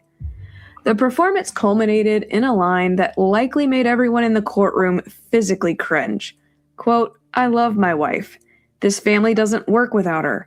We can't function without her," end quote. It was a bold declaration for a man who, according to the Commonwealth, has already spent the morning proving that while lying to police, he was perfectly willing to try to function without her, provided he had enough rugs, a hatchet, and a very large dumpster. Well, that's all we have. Very large dumpster. Danny, did you see what so clerk you highlighted his first my mind's blown. but the by what? But did you see what clerk commented about, that there were complaints about her from residents? The guys had access to surveillance. The two from the comment that you posted on screen. Access to surveillance in the building. Residents quoted an article saying Anna is covering that up, denying inquiry.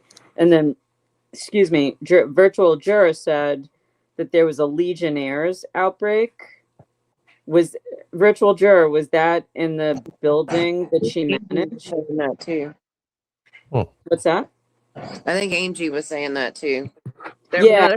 Yeah. She's that know a lot of the behind the trial stuff apparently.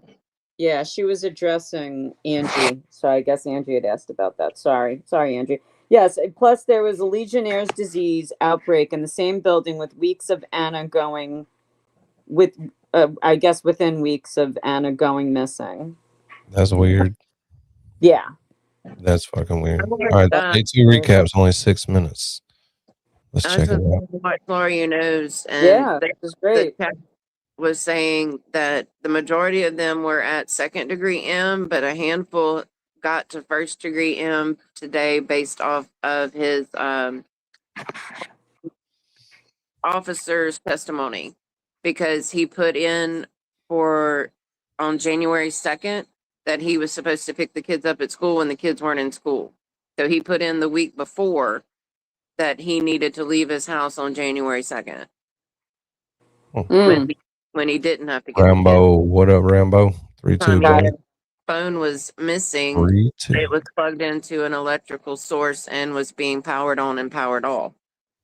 Okay. So it's going to be jury lies in the end on it. Here we go. Before we get started, please like, subscribe, and hit the notification bell. You know, all the YouTubey things. Forget what you think you know about justice. Welcome to the virtual juror, where snark is reality, but evidence is royalty. Where at first we look at the FACS, or facts and conjecture shared, before we get into the real stuff. Day 2 of this spectacular legal circus was a relentless ping-pong match, oscillating between the defendant's bizarrely placid claims of where's the proof of premeditation and a catastrophic digital footprint that screamed planning. What began as a procedural slog through financial records ended as a public roast of the defendant's intellect, courtesy of a browser history that served as a murder planning concierge service. The morning session established the foundation of a life unraveling, a mountain of stipulations involving 5 banks, 2 credit unions, and Brian's prior federal fraud conviction painted a picture of a polished con man living on the edge. While the Walshes possessed nearly $250,000 in retirement accounts, their day-to-day existence was a hot mess. Activity that came to a sudden, eerie halt on December 31st, 2022. Cohasset Police Sergeant Schmidt retook the stand to navigate Brian's self-serving narrative. The jury heard recorded interviews. Oh man, it's been a while since we actually have like a night with some true crime. Not fucking drama. Old school. It's nice. A lot of smart people in here. We're wasting all of our intelligence on dumb shit. Where Brian claimed his wife Anna left for a work emergency. A lie. And that he couldn't call her a ride because he had misplaced his phone. A convenient excuse. This masterclass in circular logic culminated in the tone-deaf suggestion that Anna was merely at a spa. Despite Brian admitting the idea doesn't really track, the defense briefly introduced a ransom angle via bizarre emails from a Richard Walker. But the prosecution quickly dismantled the kidnapped by a West African prince theory by clarifying the IP address geolocated to Nigeria and admitting that they did not suspect Brian was behind the emails. The proceedings shifted in the afternoon from subtle innuendo to a digital hatch job when MSP trooper Nicholas Guarino took the stand. With the precision of a forensic accountant, Guarino walked the jury through a search history found on Brian's MacBook and his son's iPad, which shared an Apple ID. It showed a diary of depravity that suggests Brian labored under the delusion that incognito mode is a magical shield against forensic analysis. While the rest of the world slept off New Year's Eve hangovers, Brian Walshe was apparently conducting a shocking self-help seminar on homicide. Between 4:52 a.m. and 5:48 a.m., the curriculum began with best ways to dispose of a body, how long before a body starts to smell, and 10 ways to dispose of a dead body. Searching. Why every time somebody commits an unaliving or something, they immediately go sit down calmly at the desk or wherever their computer is and Google how to clean up this mess. How the fuck do I clean this up? What do I do? Where's the best place? Every time. Every time. That he was in a panic when he did those searches. Oh my god! Yeah, No, not, you know what I'm saying though. It happens every time. yeah. The dismemberment cases we watched. Remember, the guys like just. Oh my god, these people on the internet. That read less like a criminal mastermind and more like a panicked independent enthusiast trying to fix a leak. By 6:24 a.m., a quick pivot to the financial windfall. Brian queried how long for someone to be missing for inheritance, seemingly prioritizing his payout over his spa theory. Then there came the cleanup phase.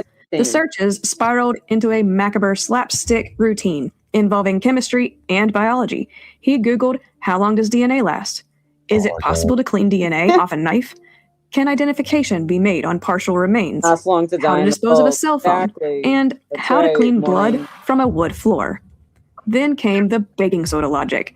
And perhaps the most delusionally optimistic search of the day, he asked, can baking soda make a body smell good? Suggesting that he thought a box of Arm & Hammer could mask a decomposing human like a stale refrigerator. Next was the dismemberment. By January 2nd, the queries turned gruesome, including hacksaw, best tool for dismembering a body, how long for a dismembered body to decompose, can you identify a body with broken teeth, and a search for the trash bag killer, Patrick Kearney. But prior to all of this were the divorce thoughts. On December 27th, in what can only be described as let me tell you what I was thinking before without telling you, Brian Googled best state to divorce for a man and best divorce strategies for men. Because nothing says I love my wife like looking up the best state for men to get a divorce. The defense attempted to counter this by saying the family was trying to protect their assets. We're still on the fence. The defense attempted to mitigate the damage by suggesting searches for divorce and cheating wife meant the act was a crime of passion, and that the searches were only on the MacBook and not the iPad itself. However, these arguments were crushed by the sheer volume of incriminating data. In conclusion, our meta-ironic reminder that would make a screenwriter blush, Brian searched, "Can you be charged with murder without a body?" The answer, as he's currently discovering from the defendant's table, is a resounding yes. Brian Walsh's biggest money. mistake wasn't just the crime, but trusting his secret to a device that turned out to be the star witness against him. I mean, doesn't he watch that's all we have. So watch the news? Of course people have gone away for murder without a fucking body. Oh my God. Day 3 recap. Day 3 recap. It'll be interesting to see if a jury decides that they should be rewarded for dismembering and disposing of her, even though they might not be able to say that he hemmed her. I mean, that's setting a dangerous precedent for people out there. Like, People if you get rid of subscribed just free. Yeah. It's free. Their videos are pretty good. Pretty freaking good. Awesome. Way better than having to watch all of day 2 trial testimony, because it's probably 1,000 sidebars and not nearly as some of many these as attorneys aren't very clear. They're not Alan Jackson, and we've been spoiled. She They're not distilled it Yannetti. beautifully. Yeah.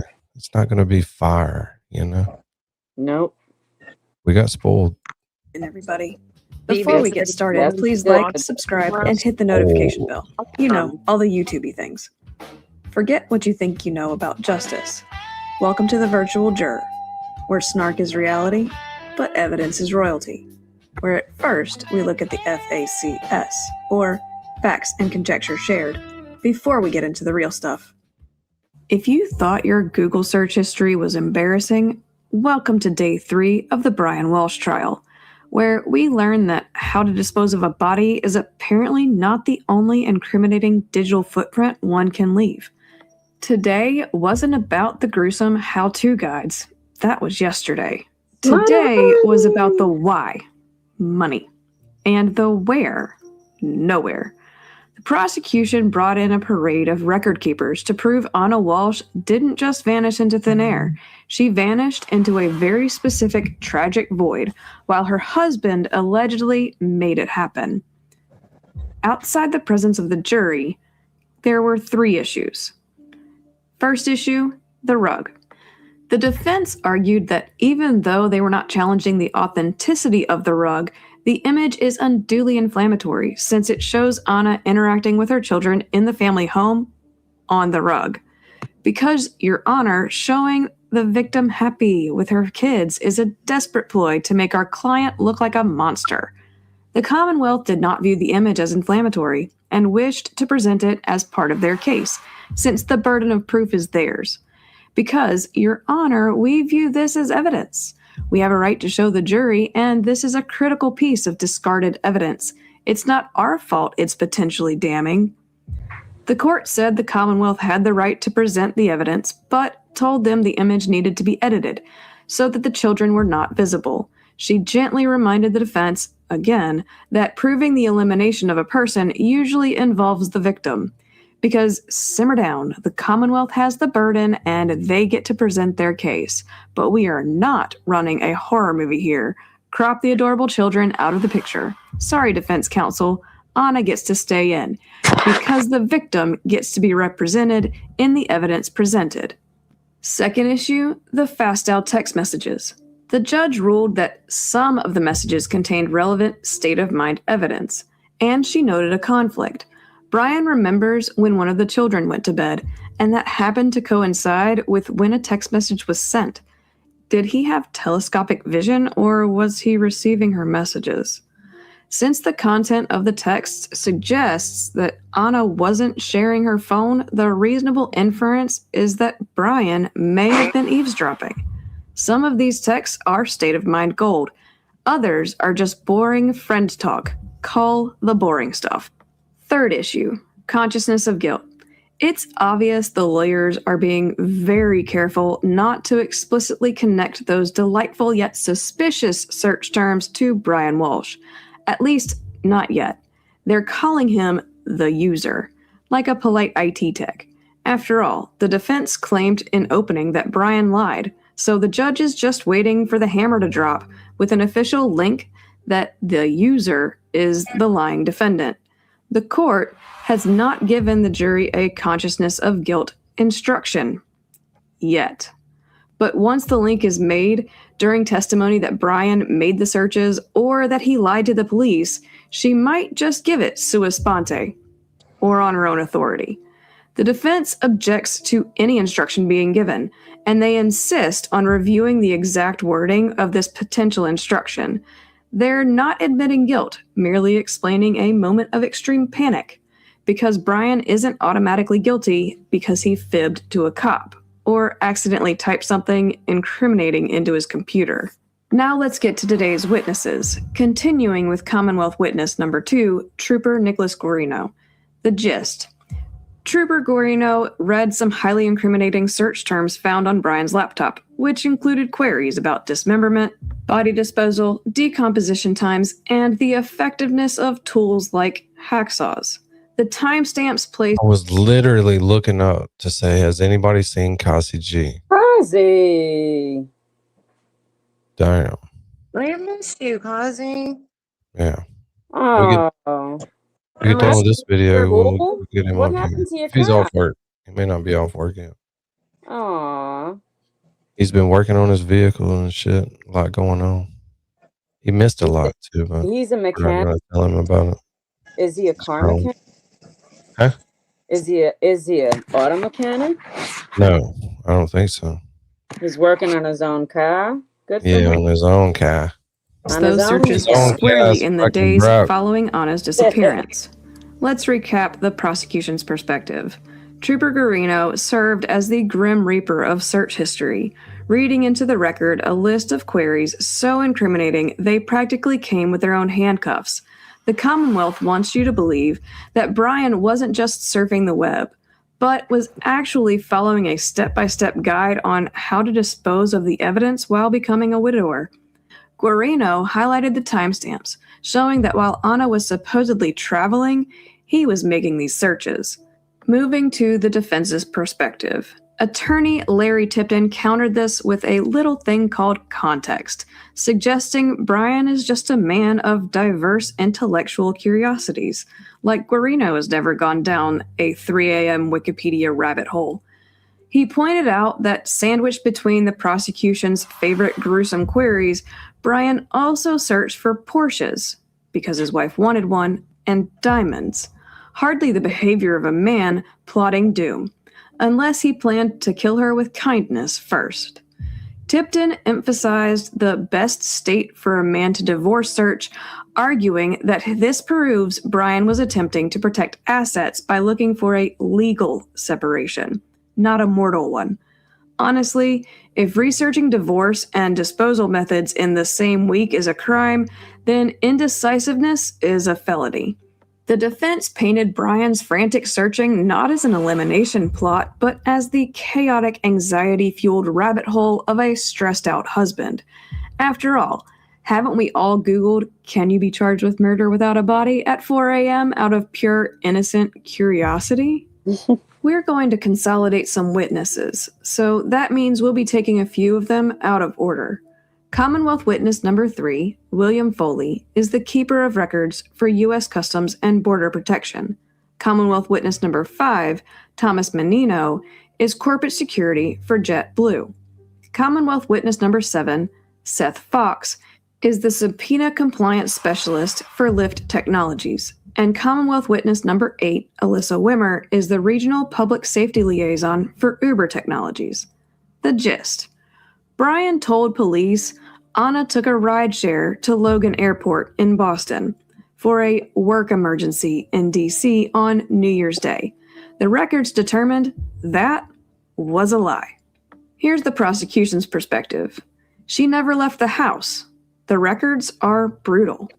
From U.S. Customs' point of view, Mr. Foley took the stand, just in case anyone thought Anna might have pulled a Gone Girl and fled to Europe. She certainly didn't flee the country. Her passports had not been used since a trip to Europe around Thanksgiving 2022 and returning on December 7th, 2022. Her passport was never scanned again. This testimony closed the door on the maybe she ran away to start a new life as a sheep farmer theory. From JetBlue, continuing the theme of trips Anna never took, Thomas Menino testified to all of the flights Anna missed. Anna booked flights on November 5th for January 3rd, 13th, 16th, 27th, and 30th, but she was a no-show for all of them. It painted a bleak picture of a woman with future plans that were abruptly canceled, directly conflicting with Brian's narrative that she had flown off to D.C. It turns out it's very hard to board a plane when you're allegedly being dismembered. Finally, we were treated to the Ghost of Anna Walshe travelogue, courtesy of reps Alyssa Wimmer and Seth Fox from Uber and Lyft, respectively. They confirmed that while Anna was allegedly traveling for work, her rideshare apps were gathering digital dust.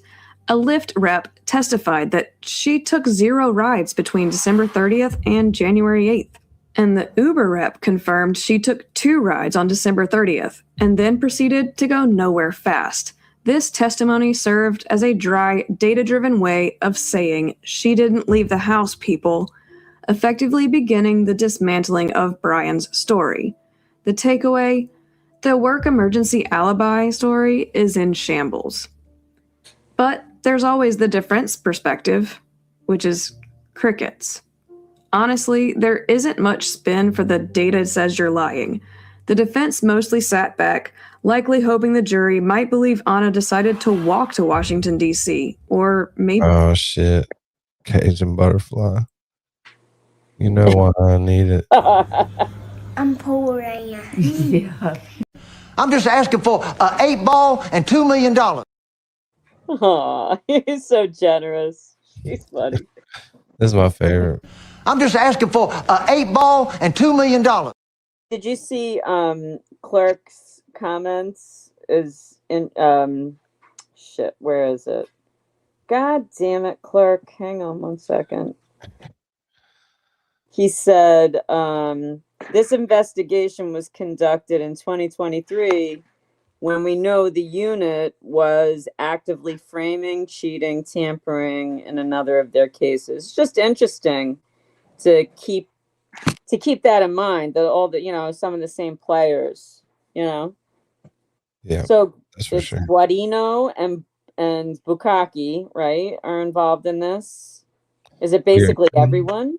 Yeah, it was, and I think they decided not to put Proctor on the stand. Okay. Yeah. Yes, that's right. Yeah. But we are 4 super chats away from hitting the goal, people. We are really... hitchhike. They focused on the fact that she did have future flights booked, perhaps suggesting she intended to leave, but, well, something or someone stopped her. Moving on to Commonwealth witness number 4, Officer Patrick Reardon, who's a canine handler for the Cohasset Police Department. The gist: Officer Reardon and his canine partner Einstein, a patrol dog trained for tracking and area searches, conducted a search around the Walshe family residence. However, due to the presence of the Walshe family's German Shepherd aggressively barking in the fenced-in area, they were unable to search the entire property, specifically the backyard. Perhaps this was the only successful defensive maneuver that day. But the prosecution's perspective, Officer Reardon tried. He brought his highly trained and certified dog to help find Anna for a 25 to 30 minute search. But there was no scent to be located to attempt to find her. And from the defense's perspective, silence. Nothing to see here. The dog didn't find anything, so we'll just sit back and take this win. Moving on to Commonwealth witness number 6, Officer Gregory Lawrence of Cohasset Police. The gist: he was the first cop on the scene, detailing the initial missing persons report. From the prosecution's perspective, Officer Lawrence brought us back to the initial missing persons phase. Brian played the part of the concerned but confused husband, claiming Anna left for DC early in the morning. He told Officer Lawrence that he hadn't heard from her in days and contacted her employer first. That's odd, right? The Commonwealth is using this to show his cover story was fully formed from day one. This testimony began to highlight the start of Brian's web of lies, juxtaposing his calm demeanor with the absolute chaos the prosecution alleges was happening behind the scenes and in the dumpsters. From the defense's perspective, he was cooperating. The defense highlights that Brian was talking to the police, letting them into his home, and answering questions. However, they ignored the part where he did not call her phone incessantly like a normal panicked spouse. Then came Commonwealth Witness number 9, Officer Michael Kenyon of Swampscott Police Department. The gist. Officer Kenyon was the designated chaperone for alleged elimination evidence, basically driving the most important load of garbage in Massachusetts history. He came to prove that no nefarious trash swap occurred. From the prosecution's perspective, Kenyon's testimony was short, sweet, yet vital. He established the integrity of the evidence from pickup to drop-off and provided proof that this was the trash, the whole trash, and nothing but the trash. From the defense's perspective, their only counter was to confirm that Kenyon had no first-hand knowledge of whether the trash compactor contained any trash. They're simply doing their job, trying to sow seeds of doubt about what could have been in the trash. Next up was Commonwealth Witness number 10, Sergeant Amy Waterman, who's part of Massachusetts State Police Violent Fugitive Apprehension Team. The gist. Sergeant Waterman went to search the Walshe, D.C. residence. It was found to be the pinnacle of domestic organization, all neat, tidy, and stocked. It was the antithesis of a frantic getaway, proving that Anna didn't just pack a bag and vanish. Instead, the evidence suggested Anna had a separate, orderly life, with clothes in the closet belonging to someone who probably wasn't her housebound husband, since he was restricted to Cohasset. From the prosecution's perspective, the state of the home proves that Anna was coming back. She didn't empty the fridge or pack a suitcase. She was living there. As for Mystery Man's clothing, since Brian wasn't allowed to travel, she appears to have moved on to a more geographically accessible partner, potentially providing Brian with another motive for extreme non-divorce related action. From the defense's perspective, the home was neat and orderly. This was a woman who was organized and professional. Let the jury focus on the documents, the legitimate travel and address paperwork, and ignore the prosecution's flimsy implications about the contents of the closet. The presence of a few shirts does not constitute a motive for elimination. And next was Commonwealth Witness number 11, Peter Capozzoli, otherwise known as the landlord. The gist. Brian suddenly became interested in property security after his wife went missing. From the prosecution's perspective, Mr. Capozzoli delivered perhaps the most "are you kidding me" moment of the day. He testified that Brian called him in the first week of January, not to ask about rent or a leaky faucet, but to ask a very specific question. Do you have... So for Sarah's Venmo, Aww. she's gonna get the good.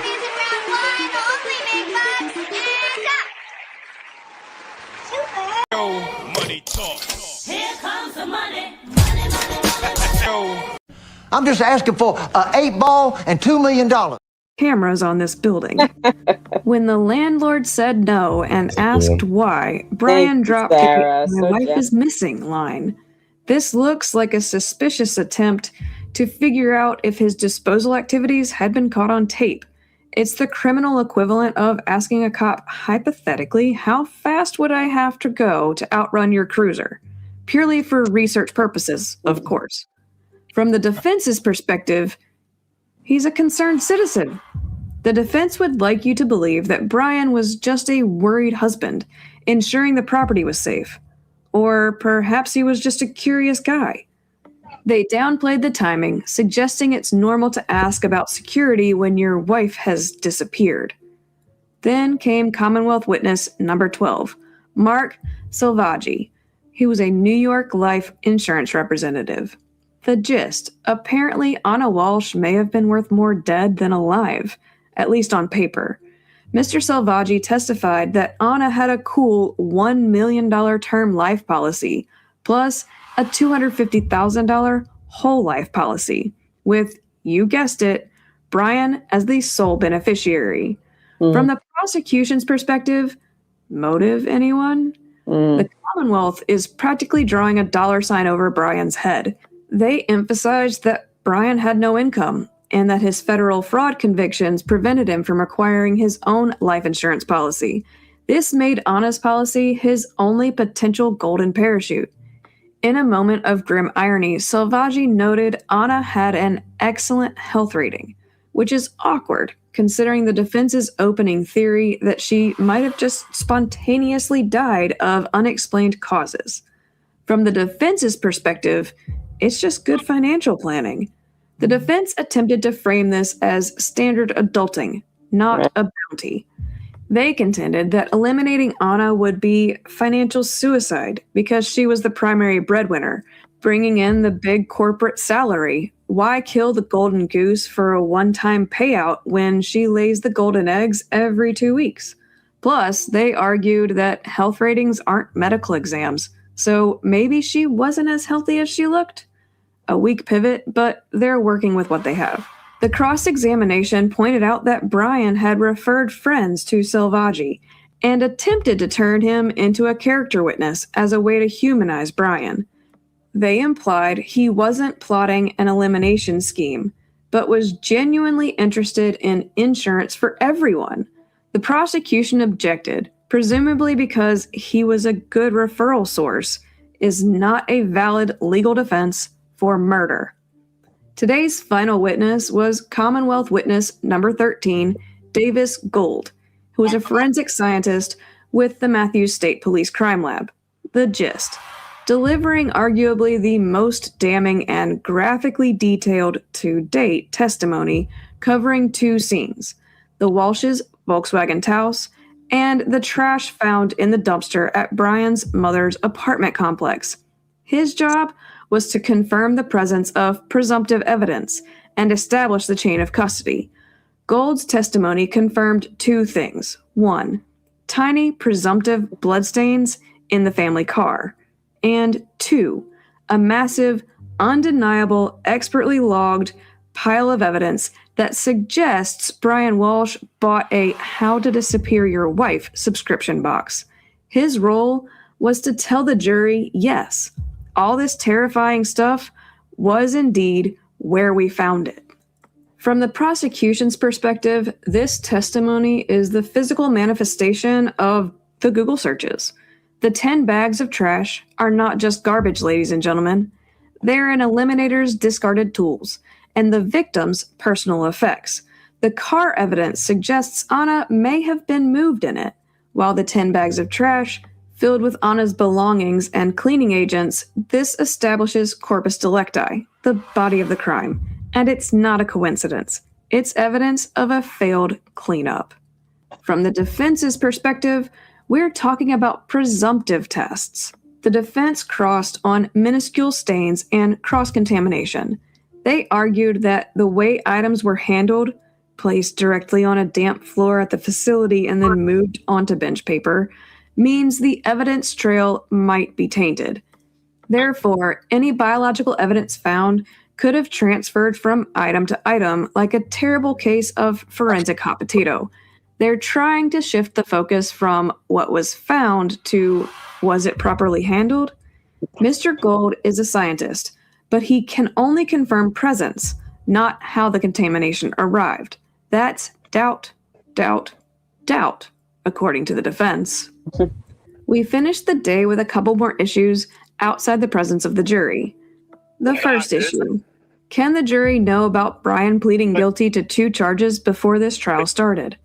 Judge Frenier questioned the prosecution's motive in making this motion to introduce Brian's previous guilty pleas relating to lying to the police and disinterment of Anna's remains, basically saying, why are you trying to hit a home run with a foul ball?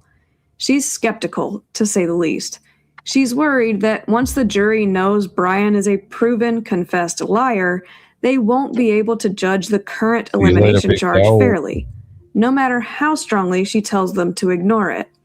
The Commonwealth may want to prove a pattern of deception.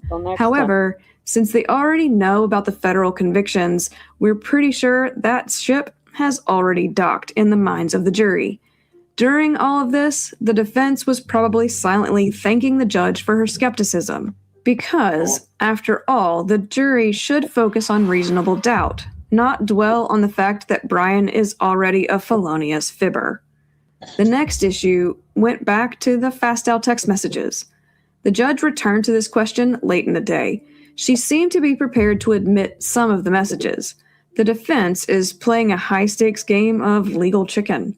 They assume, probably rightly, that the prosecution is going to cherry-pick the most dramatic, unhappy texts. Since the defense can't stop the messages from coming in, they demand the entire digital scroll be entered. They clearly say this is a defense strategy for their client. Only time will tell if this is a good or bad play. Well, that's all we have. So as always, love your family, love your pet, love your neighbors, and we'll see you next time. That was part 3. Is there a part 4? That was that. Oh yeah, there's 4, 5, 6, 7, and 8. I think some of them are pretty short, so we're gonna get the whole rundown right here, Janine. Nice. And get it. Calypso, is today our friend. Calypso's son's birthday? I think today was Prince Lover's son's birthday. It's Prince Lover's son's birthday. I thought it was. Is it Calypso and Prince Lover's son's? Or You're is the it birthday queen. I don't know. I know. I'm like off Put up the happy birthday Kai earlier, so that goes for everybody's son's birthdays. Happy birthday to your beautiful boys. Oh my God. Happy birthday, Sagittarians. All right, here we go. Another 12 minutes. This is day 4. Today started outside the presence of the jury with some pre-game legal wrestling. Before the jury was allowed to witness the drama, the lawyers engaged in a theatrical debate regarding just how long Brian might be a guest of the state if convicted. The central friction point was a memo regarding sentencing guidelines, specifically whether Brian is looking at a potential 20-year vacation enhancement on the lying to police charge if he lied while committing a felony punishable by life in prison. The parties sparred over the admissibility of the Fastal messages, the digital paper trail of Anna's affair, with the defense panicking about context and the prosecution salivating over motive. The Commonwealth approached the sentencing debate with a let's cross that bridge when we burn it attitude, implying that the statute is clear. But sentencing is premature. Regarding the texts, they successfully argued that these messages were not hearsay, but rather essential proof of Anna's state of mind. Their theory is that Brian, who possibly snooped on his wife's devices, could have seen those intimate exchanges. Therefore, the messages aren't just about an affair. They're the catalyst for the rage that the Commonwealth argues led to the elimination.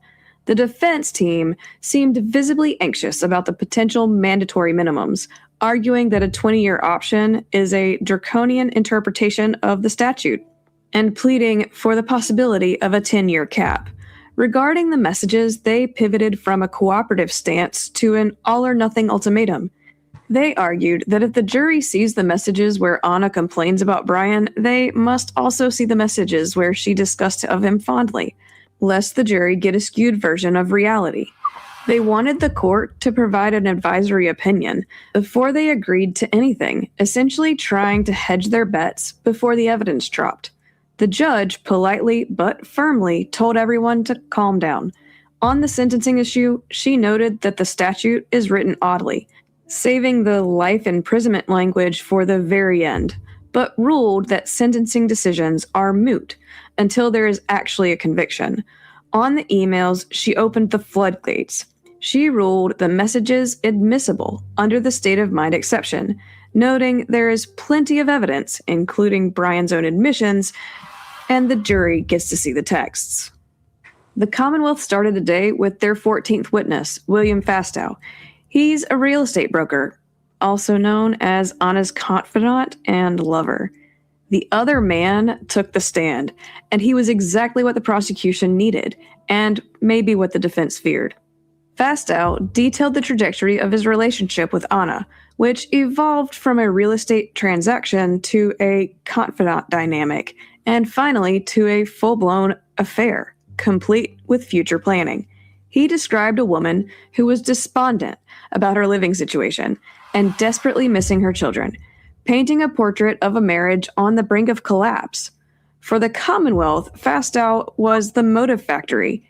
His testimony established Anna was unhappy, felt trapped by Brian's legal house arrest, and was actively planning a future with him, not her husband. The prosecution highlighted that Anna and Fastow were discussing merging their lives in 1, 3, 5, and even 10-year plans. Perhaps most damning was Fastow's admission that he ghosted Brian's phone calls on January 4th because he assumed Brian had discovered the affair, reinforcing the theory that Brian knew everything. The defense worked to soften the edges of the affair narrative. They framed the relationship as two friends helping each other through hard times. He was separated. She was dealing with a husband in legal peril. They emphasized that Anna never expressed fear of Brian. In fact, she spoke highly of him, even saying she cared for him very much. They also pointed out the lack of concrete exit plans. There were no plane tickets booked or separation papers filed, just hypothetical what-if conversations. They successfully elicited that Fastow deleted some messages out of embarrassment. Maybe it was some self-preservation, suggesting the record might be incomplete, perhaps to try to get the jury to wonder what else might be missing. Or maybe he's just an unreliable narrator. Commonwealth witness number 15 was Christopher Murphy. He's an ill-timed contractor.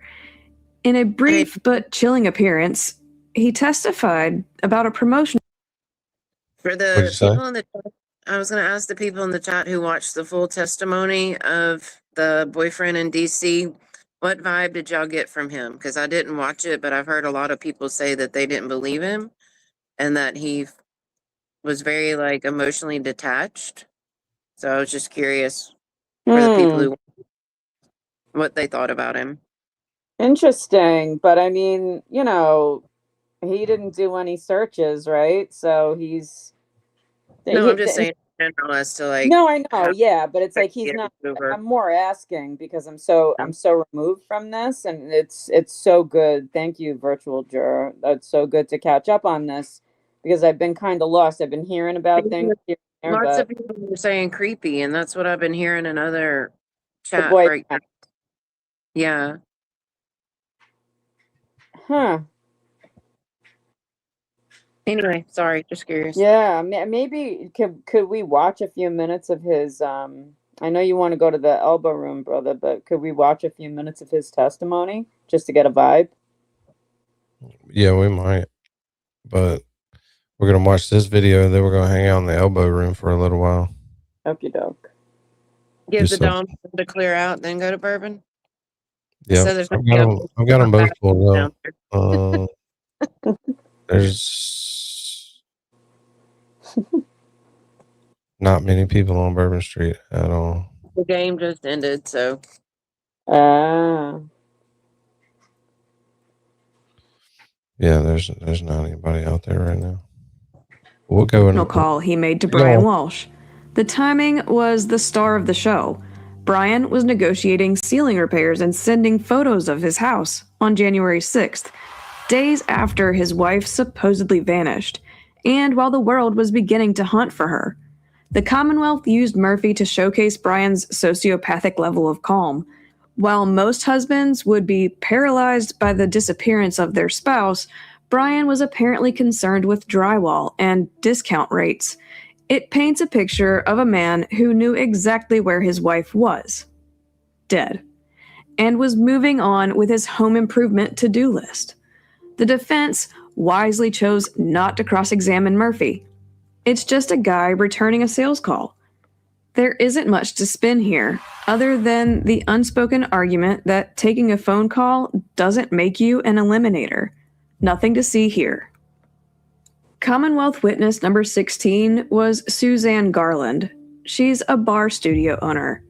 This witness served a mostly administrative function, establishing Anna Walshe as a real, living human being who had a routine, paid her bills, and existed in physical space.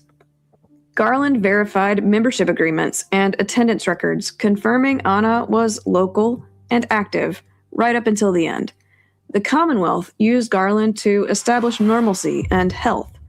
By introducing liability waivers Anna signed, they put on record that Anna self-reported as fit and healthy. This preemptively strikes down any potential sudden medical emergency theories or suggestions that she was physically frail before she disappeared. The defense poked holes in the medical validity of the testimony. They reminded the jury that a gym owner is not a doctor and a liability waiver is not a medical chart. Just because Anna said she was fine doesn't mean she didn't have underlying medical issues that a bar instructor wouldn't catch. Commonwealth witness number 17 was Ashley Semino, who was that bar instructor. Semino was the last person to see Anna in a powerhouse state. She testified that Anna attended a class on New Year's Eve, arrived late, but proceeded to crush the workout without breaking a sweat, figuratively speaking. This was character evidence for Anna's physical state. The prosecution wanted the jury to visualize Anna as a strong, vibrant woman who was a powerhouse of the class on the very day she was last seen. The sudden death theory looks weaker with every push-up she mentions, making the idea of Anna suddenly dying seem ludicrous. Similar to the previous witness, the defense hammered that Semino is a dance instructor, not a cardiologist. Being fit doesn't mean you're immortal. They reiterated that a bar instructor cannot diagnose pulmonary or cardiac health, implying that looking good on the outside doesn't preclude an internal medical catastrophe. Commonwealth witness number 18 was Janet Cotter. A chance meeting at a nail salon on New Year's Eve provided a snapshot of Anna's mood hours before she died. Cotter, a stranger, testified that Anna was warm, chatty, and looking forward to a special New Year's Day dinner with her husband. This witness was crucial for debunking the flight risk theory. No woman planning to flee her marriage sits in a nail salon gushing about a special dinner with her husband planned for the next day. It paints Anna as unsuspecting and optimistic, which makes her sudden departure all the more sinister. The defense surprisingly took the win here and declined to cross-examine. Cotter's testimony that Anna spoke fondly of Brian and called him helpful actually aids the defense's narrative that the marriage wasn't a war zone. Commonwealth witness number 19 was Julie Bassler. She was a daycare director. Bassler provided insight into the Walshe family dynamic before and after the disappearance. She noted that Brian was usually a chatty, engaged parent at drop-off, but in the days following Anna's disappearance, he became rushed and behaved differently. Also, why were the kids in daycare if he was at home all week? And what did the nanny do? Really? The Commonwealth used Bassler to attack Brian's alibi and demeanor. First, they highlighted his behavior shift from friendly dad to rushed suspect. Second, and more importantly, they established that the children were out of the house for long stretches. This dismantles any defense claim that Brian was an overwhelmed single dad during the week narrative, or an alibi for the disappearing act of the evidence. The defense tried to normalize Brian's behavior. They argued that any parent would be rushed and different if their spouse had just gone missing. They also utilized Bassler to reinforce Brian's image as a dedicated father who was heavily invested in his children's lives, countering the monster narrative. Commonwealth witness number 20 was Sandra Hempel Waldrop. She's an apartment manager and also the keeper of the dumpsters, apparently. This witness brought the receipts, specifically video surveillance of the now infamous dumpster run. She authenticated footage showing a Volvo matching Brian's and a man matching Brian's description disposing of heavy trash bags at his mother's apartment complex on January 3rd. For the Commonwealth, this is the smoking gun of the cleanup. They argued that Brian wasn't visiting his mother for tea. He was using her complex's dumpsters to scatter evidence across the county. The visual of a man tossing heavy bags into a dumpster days after his wife vanishes is a hard image to shake. The defense focused on ambiguity. They pointed out that the video is grainy, asking the implied question, can you actually prove that's Brian? Or just a guy in a Volvo? They also muddied the waters regarding trash pickup schedules, suggesting there could be innocent, albeit confusing, reasons for the trash run. Today's final witness was Commonwealth witness number 21, Connor Keefe. He's a Massachusetts State Police digital forensics expert working out of the district attorney's office. The day ended with a grueling technical deep dive into the digital footprint of the Walshe family. Keefe walked the jury through RTT, or round-trip time data, and cell phone tower pings that placed Brian's devices at various dumpsters, Home Depot, and away from the house. Then came the search history, a gruesome syllabus of how to get away with elimination. The Commonwealth dropped a nuclear bomb of data. They showcased searches ranging from Christmas Day plane crash to Anna Walshe found dead. Now, why would he be searching for that on Christmas Day? They juxtaposed those searches with Brian's lies to the police about losing his phone, later claiming he found it in his son's bed, which is completely plausible because kids. The location data showing him at dumpsters in Abington and Brockton corroborates the video evidence, painting a picture of a frantic, gruesome cover-up. They also show that Brian continued the narrative that Anna was missing with their friends through his messaging records. It's sick when you think about it, especially since we now know, even though the jury doesn't, that he has admitted to moving her remains. We also found it interesting that the last incoming call from Anna to Brian was on New Year's Eve around 7:30 p.m. That's all the time we have for this witness today, so he'll continue on the stand tomorrow. The day ended with a whimper rather than a bang. After the dense technical slog of the forensic testimony, the court showed mercy on the jury's melting brains and dismissed everyone for the afternoon without any significant legal fireworks.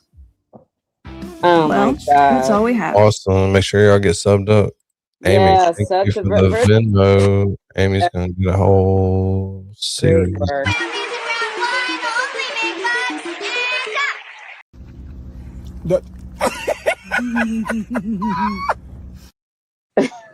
Lovely.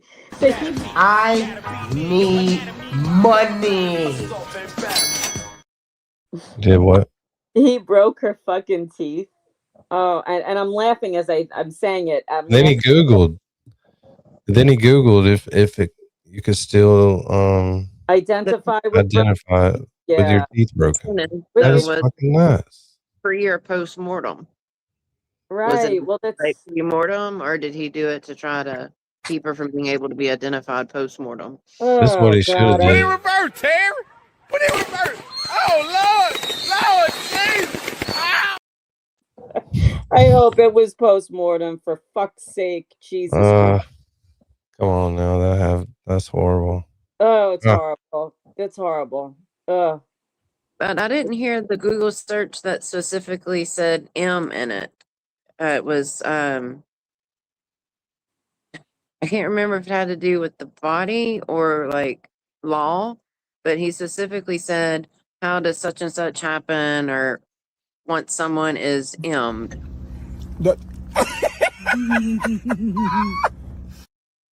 Laura J.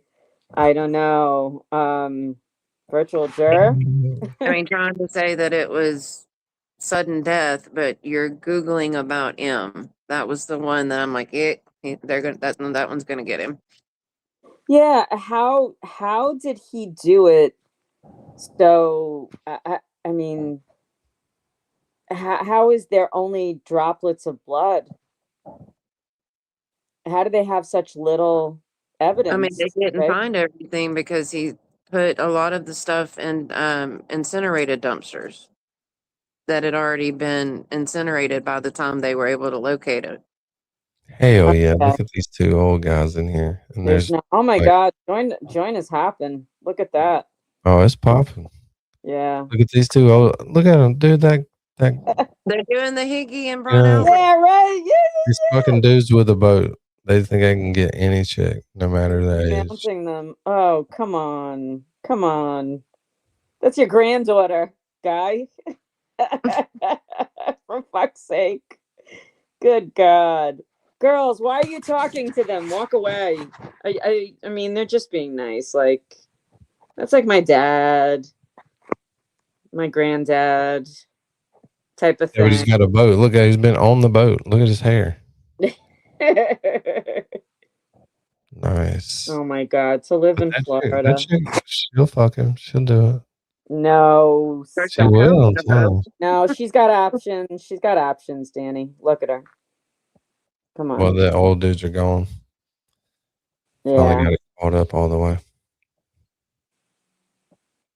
But we got a big weird dude out here. And that's always good. The green polo. Yeah. That's always good. Mm-hmm. Let's see what we got going on in New Orleans. Oh, just a whole group of women just hanging out at the. Not much. Yeah. These are probably people who have a slow ball night. game tomorrow because they got there today to go out. And then shortly, the ones that just finished the game from both sides will be out there. There'll be a bunch of people in red and green. Red and green. Yes, Christmas colors, Jenny. Uh-oh, the tequila's kicking in right here. Look at it. Fuck Tequila's Christmas kicking colors, in. Lurleen. You missed the Oh, debut yeah. of the outside of my Here house, we so go. I'm gonna have to send you pictures from the inside. Oh, damn. I want to see Gracelands. Now that I've got everything ready for orientation next week, I can decorate inside this weekend. Ah. Nice. Orientation for what? I am switching specialties. Oh, get out. Yeah, tomorrow last day in orthopedics, and Monday I start orientation for cardiology, and I start clinics a week from Monday at a new hospital. Wow. Oh, congratulations, sister. That's Yeah, she's awesome. been studying. That's where she's been. It's been a lot. I didn't had rat to her out. recertify. Oh, wow. It's been a lot. Yeah. That is a lot. Oh, God. Well, congratulations. Best of luck. That's awesome. Not enough people do the robot in fucking the elbow room. Happy for you. Proud of you, sister. Love you. We need more people that do the robot in the elbow room. It's fun to watch people do that. Yeah, my we little got a guy. tall blonde in did here. the robot, Everybody's been checking her out. but he was cute. Sausage party.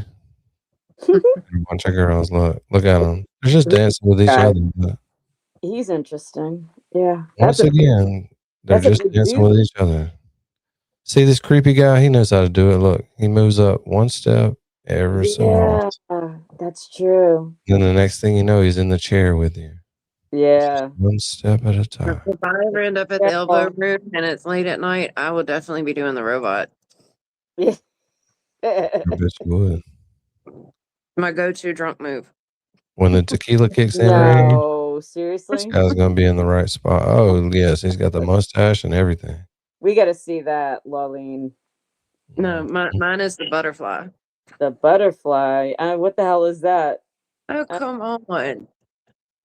The butterfly from like 94. Like, butterfly. Oh, that's old. Guess who I see Wait, up let by me the stage? Google it. I don't know. Guess who's back in the elbow room? I only did New Wave Trinity dance. Killer, John Who? Lithgow.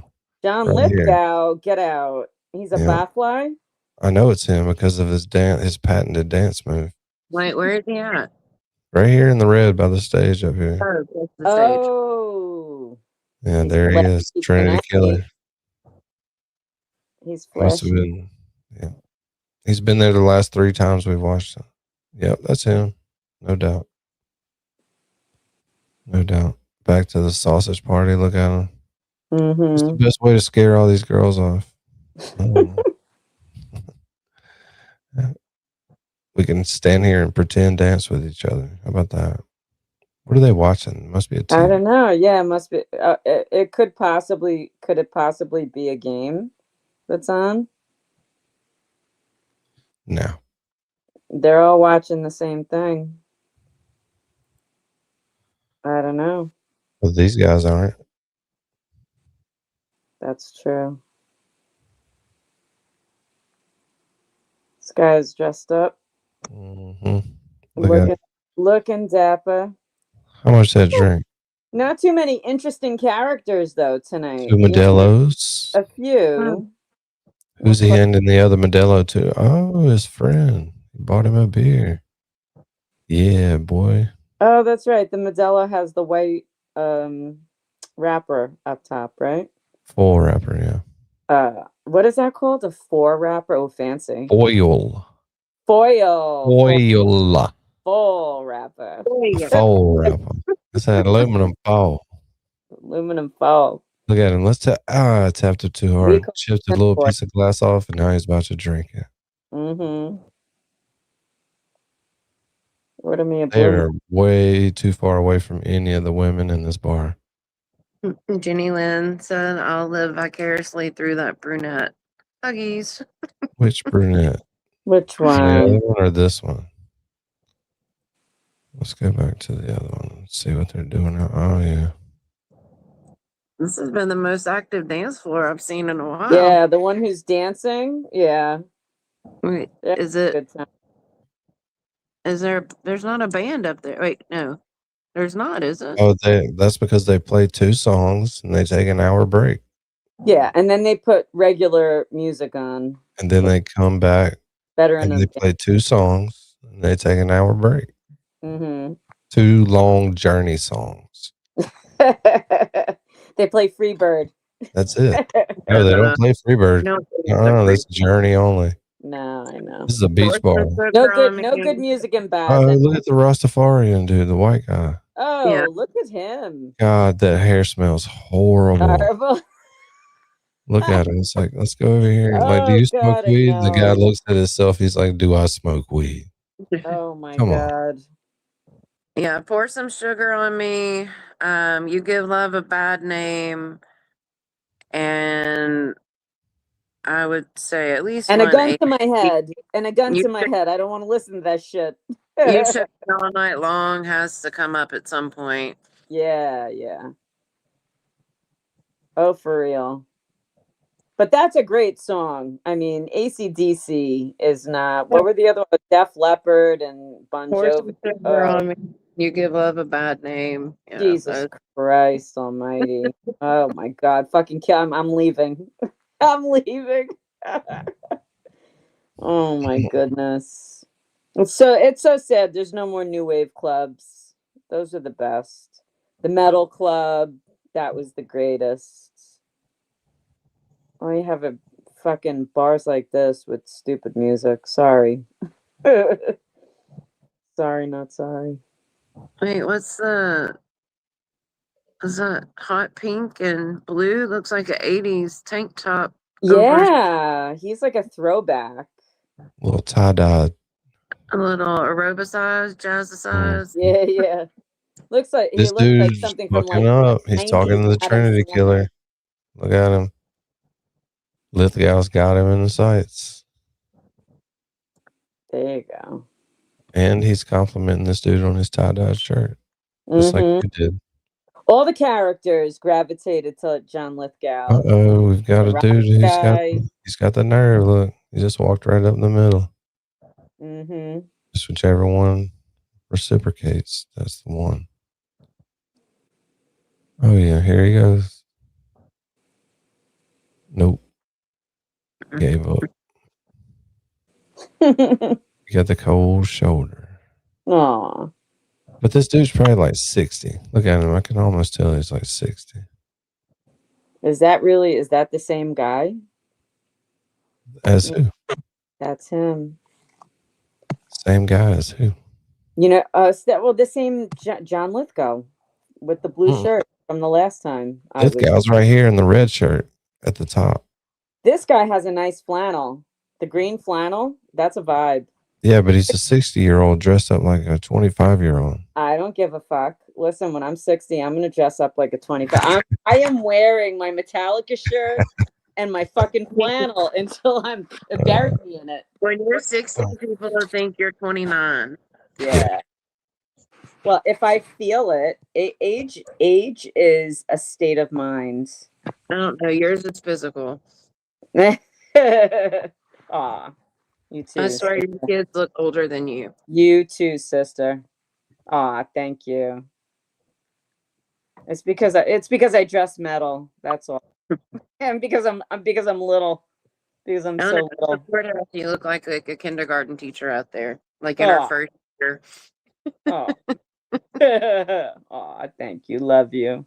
But I would love that flannel. That is a nice flannel. Like, I would rock that flannel. I have a flannel that's similar to that. I have a green flannel I wore to my Metallica shows. It's my favorite. I have a collection. Someday I'll share it with y'all.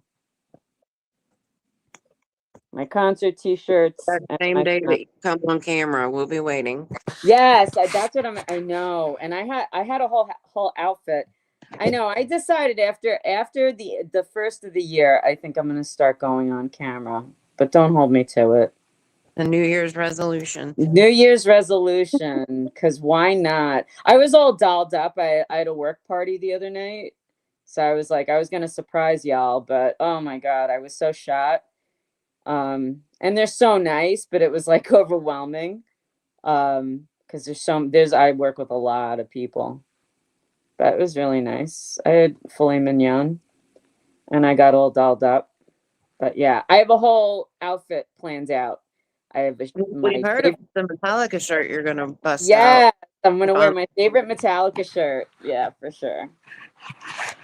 And then I have a cool Boston shirt, but I was gonna wear it during Karen's trial, and I just didn't. So, wah.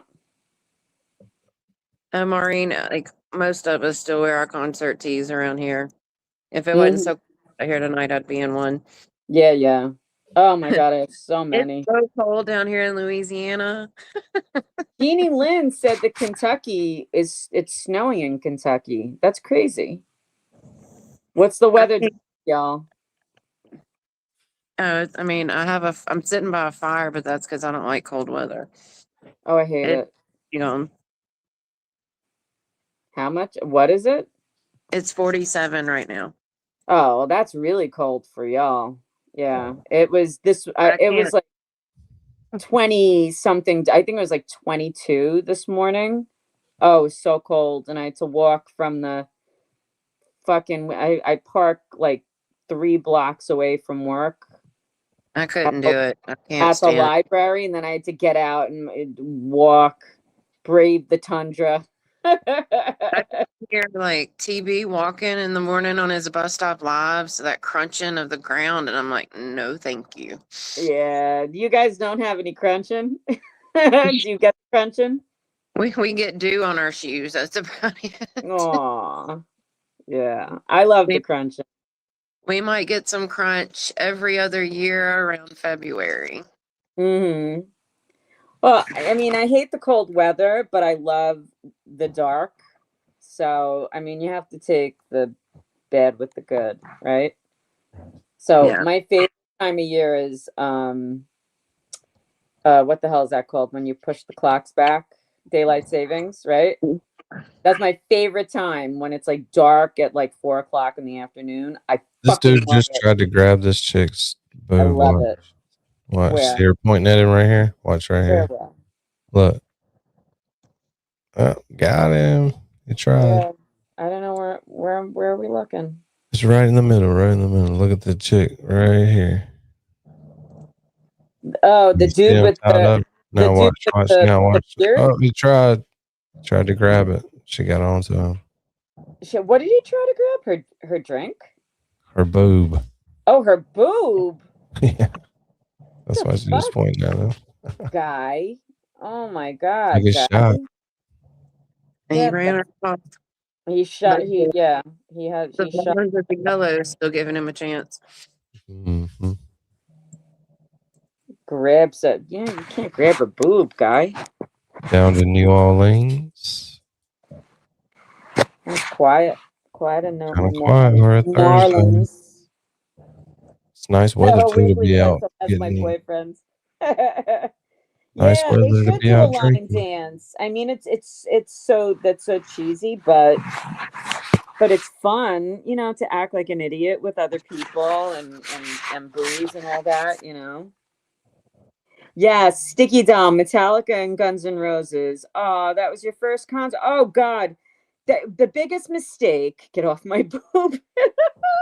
The biggest mistake James Hetfield and Lars Ulrich ever made was to do a tour with those fucktards. And I saw them. I think it was Giant Stadium. I saw them twice.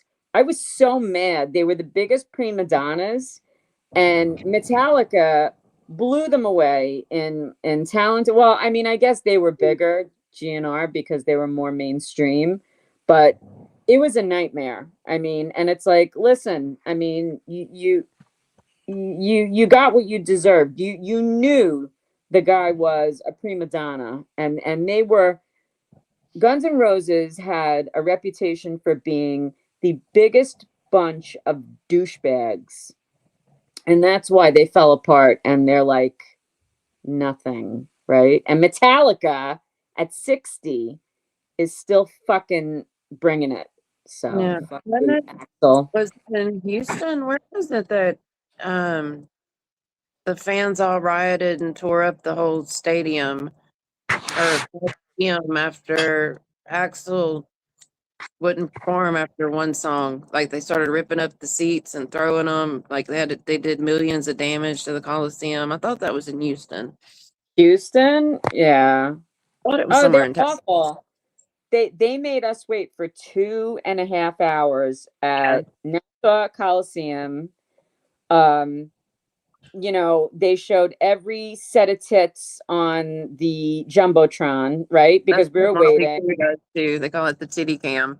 The titty cam. Yeah, but it's like, all right, if you get like 30 minutes of the titty cam, it's fine. But we had 3 hours of it. I mean, because they did a Rolling Stone photo shoot and an article, right? Like an interview. Ozzy G, I'll send you the link in Discord. So they came in. We were waiting for 2.5 hours. We should have fucking left. Never said they were sorry. And the entire mood of the Coliseum was like, fuck you. I mean, Or Kazi, follow me back on X. I can send it to you on X, but I can't. It won't let me send you a message on X. But who could enjoy that show? And that's when their popularity started waning because people were disgusted. They didn't give a fuck what they did to their fans. We spent all our good money. We're a bunch of kids spending money, and they didn't even have a good show. And they were just blaming Rolling Stone. They're like, oh, Rolling Stone. It's like, no, fuck you. You don't schedule a photo shoot and an interview when you have a show at Nassau Coliseum. And you don't make your fucking fans wait for you. I'm still bitter. Ooh, look at fucking Trinity Killers up here getting the fuck down with the bands on. Beefing with Kurt Cobain and Courtney Love at the height of his career wasn't a smart move either for him.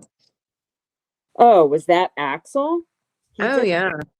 Yeah, I vaguely remember having heard about that. Yeah. I mean, listen, they were a disaster too. They were a torture chamber. Yeah, cool. No big deal. We ain't staying on much longer. Yeah. Like 20 minutes. Yeah. I have to get up and do I have to do spa attendant, so I'm going to see an apartment tomorrow. Ugh. I can't. One with working heat? No. Very little heat. Yeah, it's just a lot. And the water is warm, it's not hot.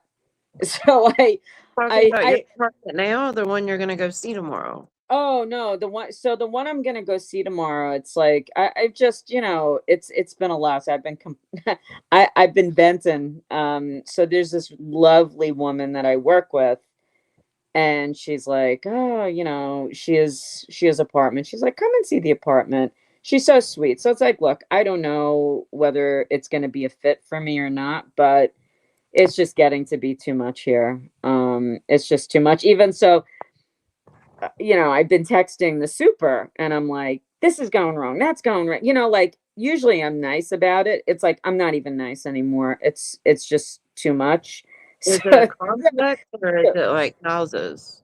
Is it what it's like? It's a beautiful apartment. It's a big apartment. It's like attached apartments. It's a complex. Yeah. Okay. Good night, Kazi. We love you. So I texted him. And it's just like I'm used to it now, and I got the 2 heaters, so it's a little bit better. But I was like, I was like, I just want to document it, right? So I Yeah. took a picture of the thermostat as I've been doing, and he's like, "Oh my God, these people are awful." I'm like, "These are the people that you work for," and he's admitting how awful they are. So I don't know, but he did say that other tenants were having an issue with the hot water. So I don't know. We'll see. But so this other apartment, the upside is that it's very close to where I work. So I have like an hour commute every morning and every night. And that would be really nice to not have to do that shit. But I mean, the Yeah. idea honestly, of moving again, Yeah. it just breaks Yeah. my heart. So Nobody I don't know wants to if I do can that. do I it. was actually thinking about all my friends in New England the other day because I was running late. Mm-hmm. It's a 20-minute drive to work on the interstates, but I Yeah. know if I leave 25 minutes, I'm gonna get there on time. We don't have to worry about anything here as far as like, Oh my God. and I mean, every now and then there might be like a broke down car on the interstate that everyone has to use one lane or something like that. But I'm sitting Yeah, here thinking, yeah. my friends in the Boston area, this would Uh-huh. be like a 2-hour commute for them this time of Oh day. my God, forget it. Hey, stupid April. Good to see you. Yeah, I need some That's more crazy. comedic co-hosts for this because you are totally ignoring the video. Okay, we'll get on We're talking about the price of We're meat not in ignoring California. it. We're just not. We're just. We're not.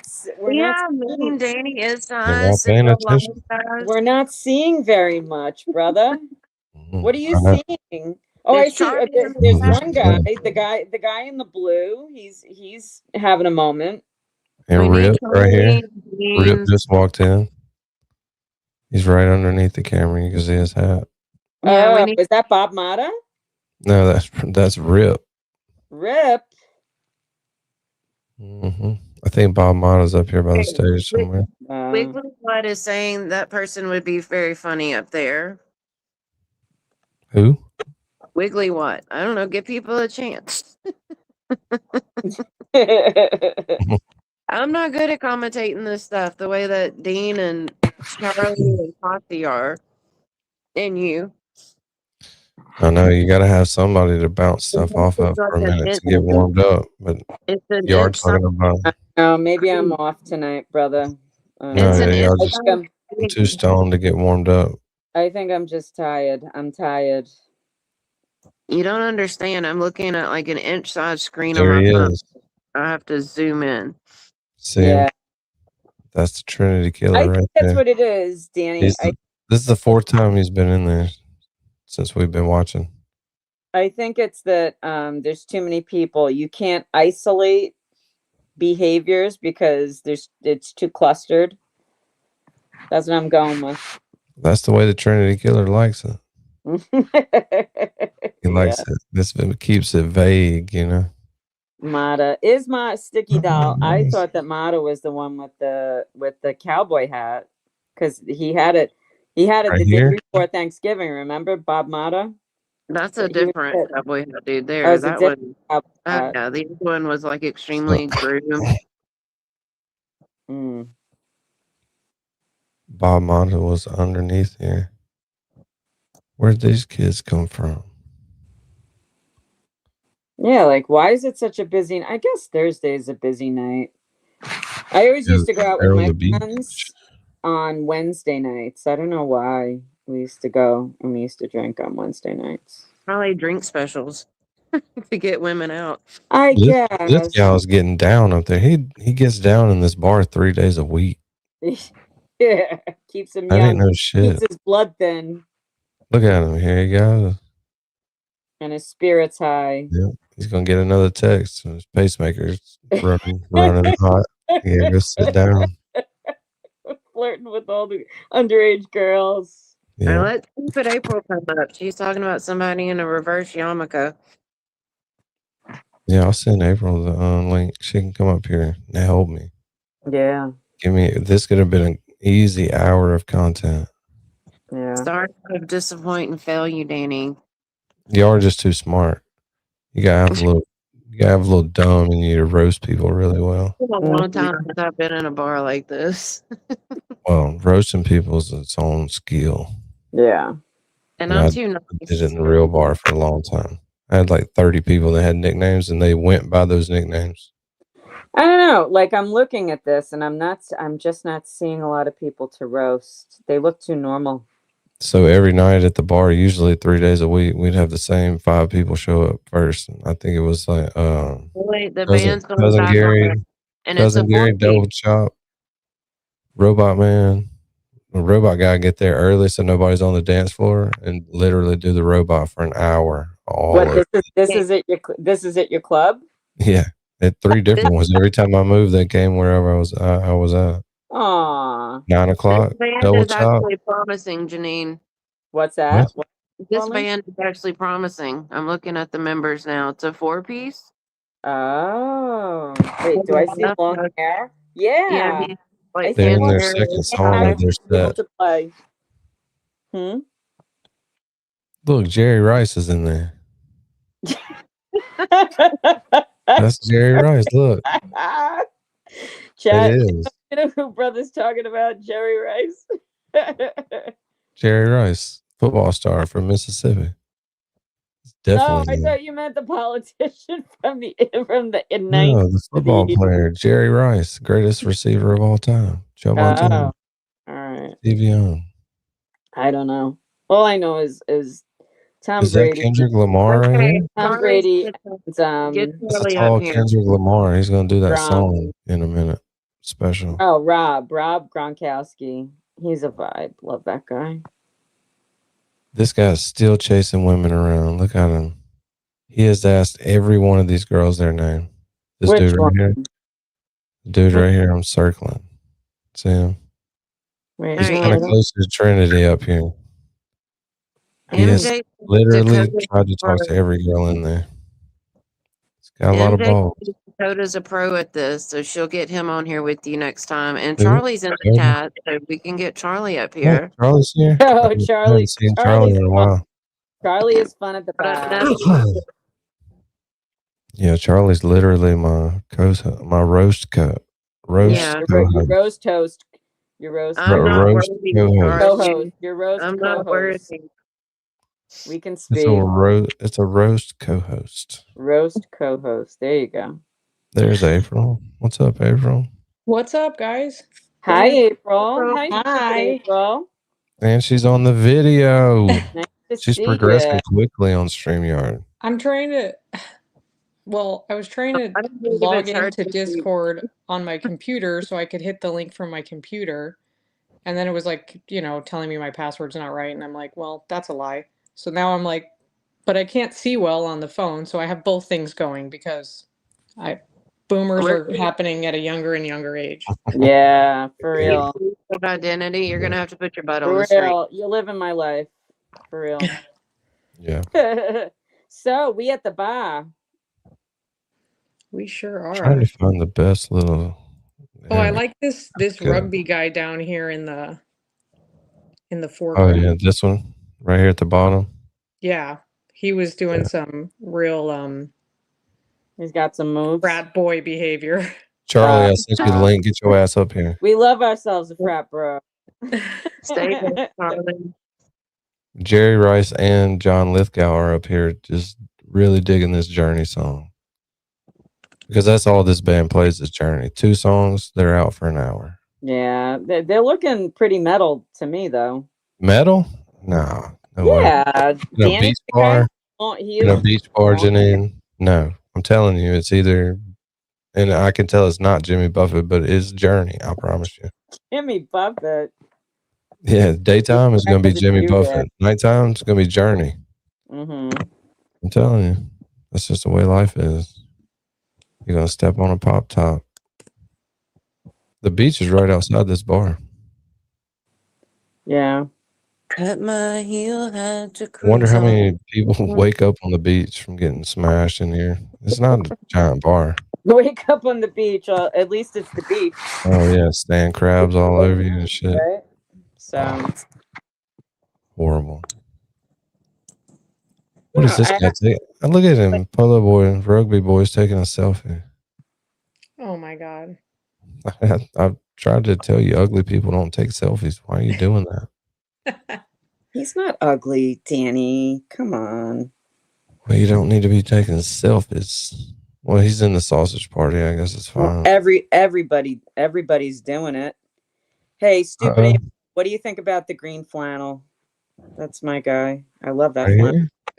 There's Yeah. actually 2 flannels, but the foreground one looks blue to me. Oh, God. Is that who you mean? Yes, This but one. I see. Telling you, that dude's 65 years old. Maybe I'm telling you, I can just tell. He's 65. He's like, can I tell you about this new mower I got? It's one of those nice riding mowers. Exactly. It's not a zero turn. It's just the old regular one. You know, leaves marks in the yard. And you can't cut that corner over there. Oh, I see the other flannel. That one is so boring. And I do not like flannels with hoods, and I don't like combining. Are you talking about Kendrick Lamar? He's What? supposed to get up on stage and do that song. I'm a flannel He did it at purist. the Super Bowl. I'm gonna be real with you. It's about to be a Super Bowl halftime show up in there. It's a beautiful thing. Yeah, Lucid is live cam. Yeah, this is the elbow room in Florida. Oh, yeah. Who's the big cowboy hat? He really likes this. Is He's that up here with Bob Trinity Killer. Any of y'all watch Dexter? You know what I'm talking about. This is Lithgow. It's fucking Trinity Killer. You know, he only kills like every 13 years. He may be on like a hibernation period right now, hanging out at the fucking elbow room. That's why he never gets caught. He's going to look in the elbow room. Yeah. Like the way this guy kills people, he's not going to be in the elbow room jamming to the band. April, how was TV tonight? Is he in a better mood? He seemed much better. Apparently, Awesome. I think they got some new discovery. He couldn't talk about what it was, but it seemed like it improved his mood. I'm glad. It's social. I forgot to download the Cam app. What was That or I the looked at it and it's copyright shit. It won't matter. Danny, did you ever find the bar that OB said to go to, the fish tank? No, I looked for it. I could not find it.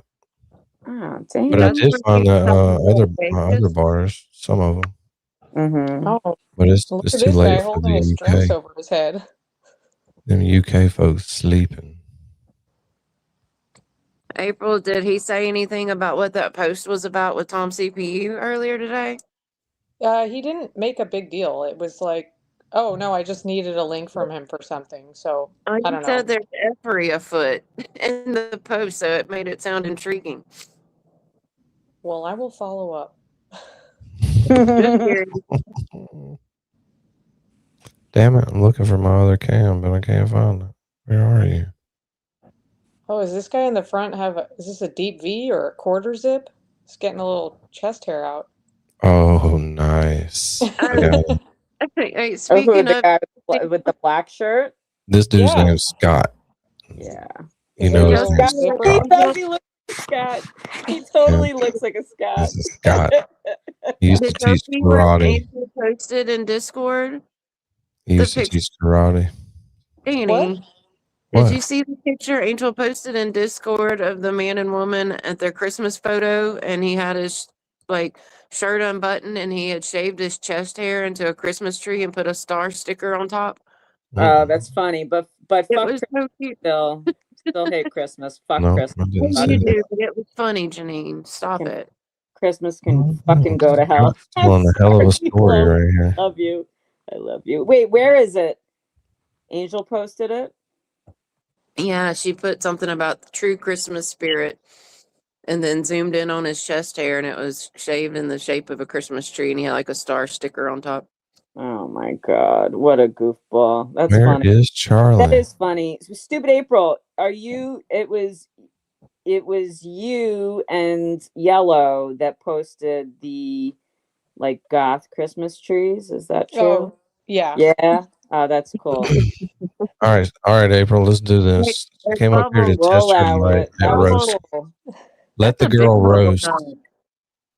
Let the girl what- roast. Let Wait, there's bubbles? What are they doing? That's Are bubble these gum. bubbles or Oh, We haven't bottle seen it in a service. while. Bottle service. Who's getting it? Who's getting it? You think Cleavage it's the just mower? brought it The through guy there. with the She must mower? be behind the bar. That was like an AK-47 bubble gun. Mm-hmm. Yeah. Yeah, it got all in that guy's eyes. Look at him. It's like when we drink, cry. we're such fucking children. All you need is like the slightest stimulus. Yeah, he's trying not to cry. Just Look. wave shit. Oh, they Ooh, love it. bubbles. That's Jenny my little- Lynn said to blacken your cursor. The what? And Jenny Lynn's telling Danny to blacken his cursor. I don't know if it makes it easier to follow on this. Yeah, people are saying they can't see your cursor when you're talking about people. Oh, there's the reverse yarmulke. It's inside out. That's good. I don't think I've ever seen it this crowded though. Well, remember last time we were here, the guy had the reverse yarmulke like that, but he painted it with the powder. I mean, at what You point do can you start tell. shaving? Like, wouldn't you start shaving at that point? Yes. You should, but you can't Yes, see it. because- You don't think other people can see it. Because know it's bald not about guys are fucking hot when they do it the right way. It is It's a like vibe. I love it's it. like string theory, Lolly. If nobody's looking at it, it doesn't exist. See, here's another one right here. Look, two of them right in the same shot. When you rock bald the right way, it's like you're from the future. Bruce Willis was the one who created that cool look of like the cool bald guy. He made it sexy. So how do I darken this Then it cursor? became a thing. But you need facial hair. If you're gonna be bald and cool, you need a beard and a mustache. Goatee, something. Oh, they're soul going patch. nuts with the Very fucking least, at the very least, a goatee. the At the very bubble machine gun. the more facial hair, the better. Because life is I all think these about people balance. right here are smoking weed. Look, they're not Dude, sharing you a got nothing up cigarette. I top. can You tell need you that. something Look, face. Oh, they're just smoking dope right up here in the elbow room, in front of the Trinity Killer and Jerry Rice. Who's this? Who's smoking dope? This guy right here. Missing The everything. This is a non-smoking bar. We've Yeah, seen look, nobody there's like smoke. 4 of them. Mm-hmm. Because Look you how he's can't even holding smoke it. cigarettes in bars anymore, can you? Nope. You absolutely cannot. Not in Florida. Oh yeah, he's smoking weed. Yeah, look at him. Making it look like exactly what he's... Hey, we need the puff Hey. pass. Here. Yeah, the pull away and look at it like, wow, this is spectacular. Like, is Yeah, this look your at him. first He's got to day? make it over-exaggerated. Well, Like, 3 of them have it. Like it's the not blue. weed because he's not coughing. Oh my God, pathetic. Oh, and guy behind him's on a business call. Mhm. Talking to his wife. He's like, we're going hunting in the morning. I'm It's getting still up at early. work. Jesus, quit calling. I'm not getting laid anyways. Oh, Duck Dynasty over there on the far right. Here.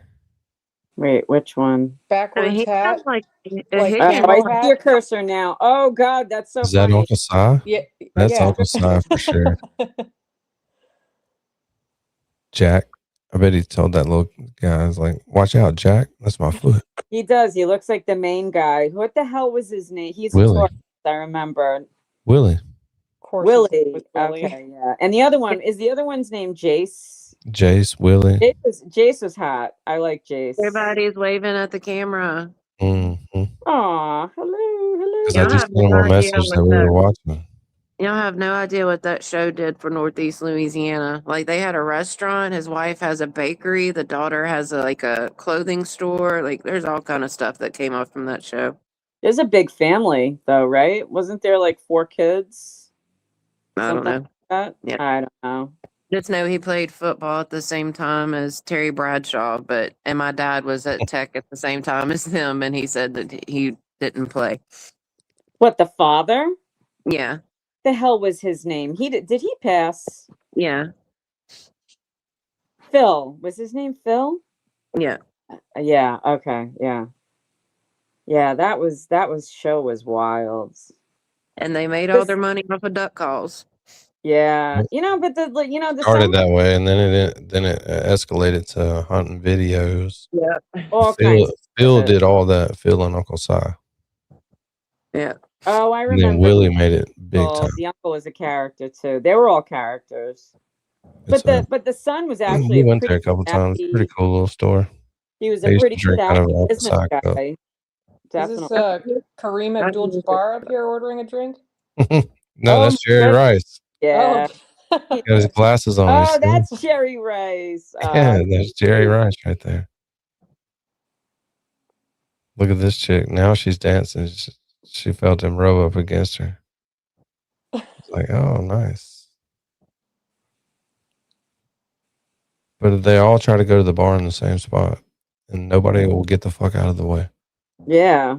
This whole vibe is anxiety inducing. I'm it's short, so it's just elbows. Don't get a nap. It's too fucking packed. There's too many fucking people. Oh my Small god. place. That's only fucking 50 people. Count them. I know. Oh yeah, I guess. Well, it's only one angle. Yeah. Oh.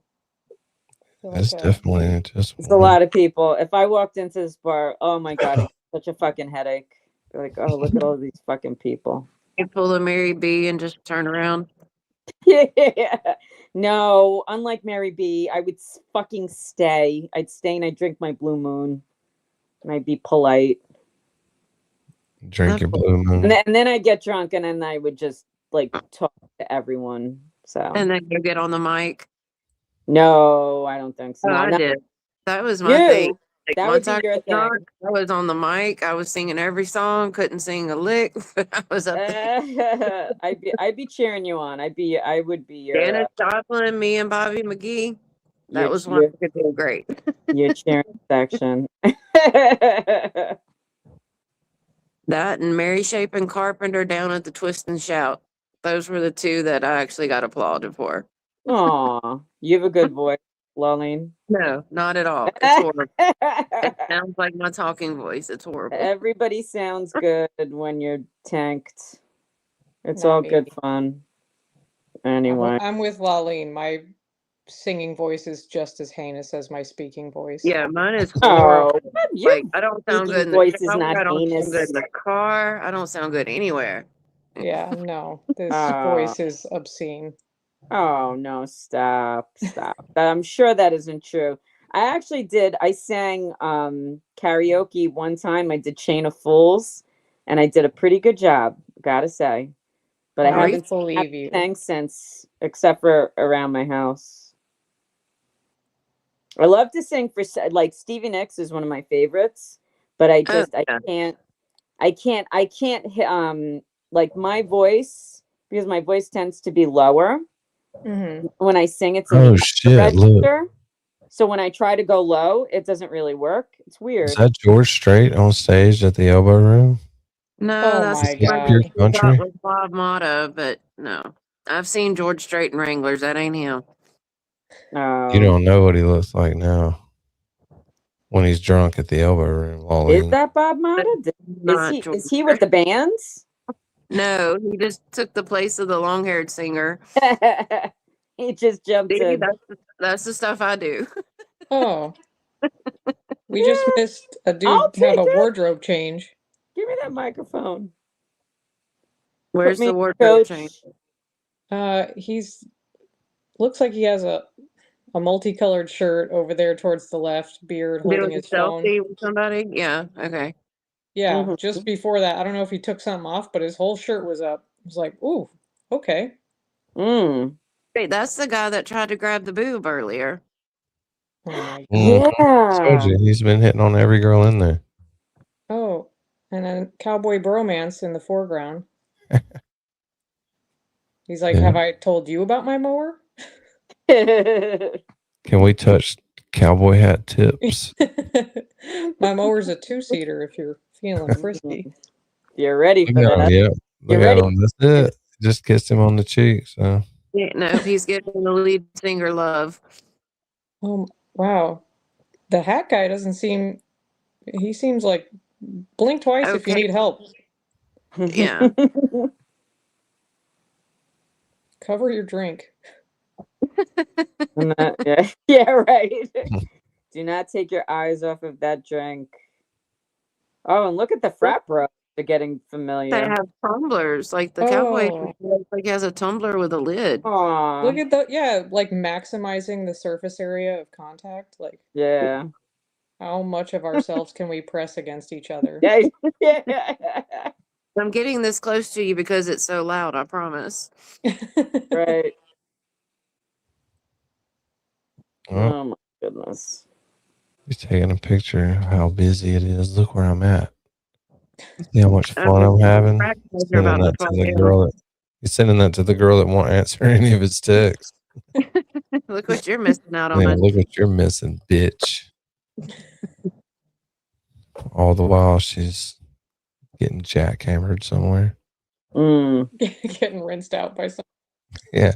I can't answer right now because somebody's fucking me. Sorry. Keep calling.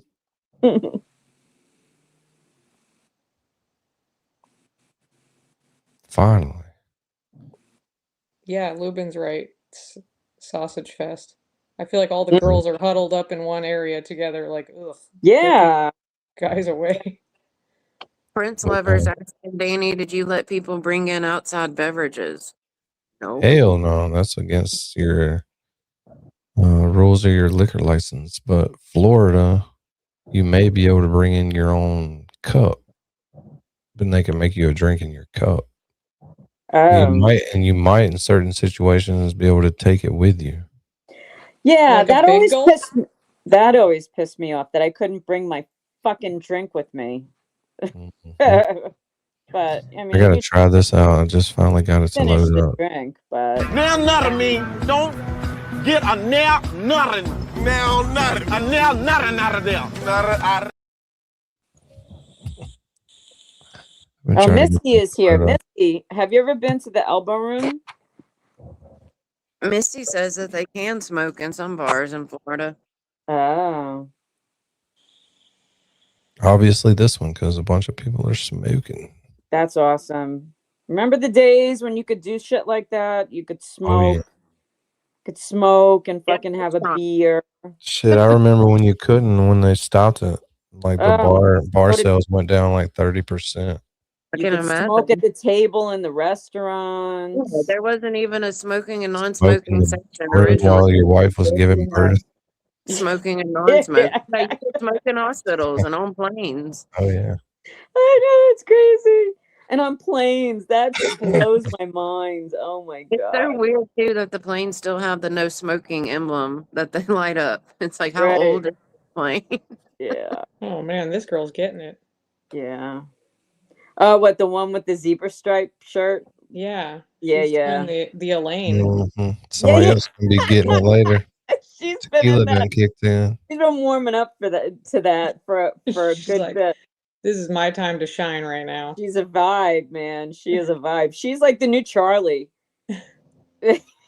Charlie really let loose. Where is this Charlie? Uh-oh, he's really getting No, into Charlie this. with the flannel was a vibe. I wonder how he feels singing Journey with a cowboy hat on. Oh man, In the she's bubbles definitely again. quirky. I love her. She's a Oh, They weird. got bubbles. they got Bubbles the again. bubble cannon rocking off over here. Oh, wait, look at this guy videoing himself, the one that was talking to the cowboy in the front. Mm-hmm. Yeah, I can't take my eyes Let off me of zoom in. We could read his text. Now that you said it, I see it. But it's probably a dick pic he took in the bathroom, and it'd be like a porn bomb. Yeah, he's sending it to the cowboy hat right here, Oh so he my can watch him God. react to it. You No, gotta that's do that in that the is his bathroom. You pic. can't He sent him to the him on. bathroom with his phone. He came The back. one that Got did one the on there wardrobe. for you, buddy. The one that did the wardrobe change was just checking his phone like he might have sent it to him. Uh-oh, here we go. We got a fight. Been Trouble in waiting on paradise. this. Knew it would happen eventually. Here we go. Nice. Who's having a fight? Oh, Right here, right frat here. bros? Frat Mm. bros? Oh no. What happens? All right, now things are heating up. Don't do it, guy. Don't do it. The other guy doesn't know yet. You're an idiot. Someone's gonna kick your ass. You throw a punch, someone's gonna. Yes, that's why we're watching this. I know. The whole I point. know. The whole point. Don't try to calm him down. Then Let him take Dude, that walk. the grabbing like the scruff of the back of his neck like he's a cat. Yeah. The other dude's trying to go over there and talk him down.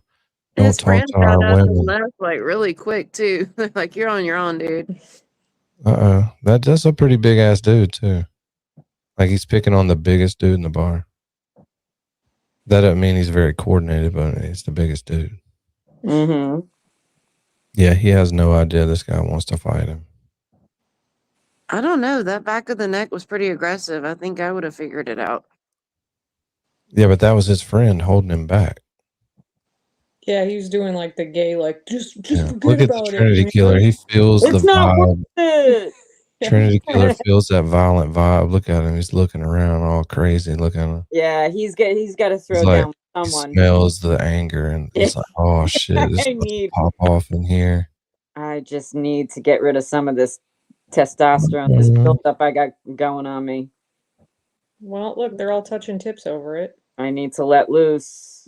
Oh, wait. The guy's got his hand on the back of the girl's head and like, whoop. Oh, what the heck? Yeah, Did you yeah. see that too?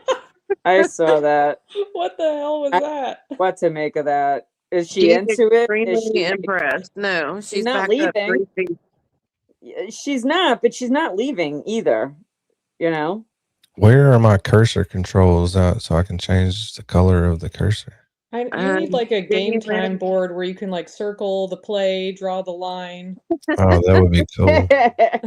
That'd be cool. Jenny If I Lynn could just, explained it earlier in the chat. She said Oh, something with accessibility, but I thought you had already found it.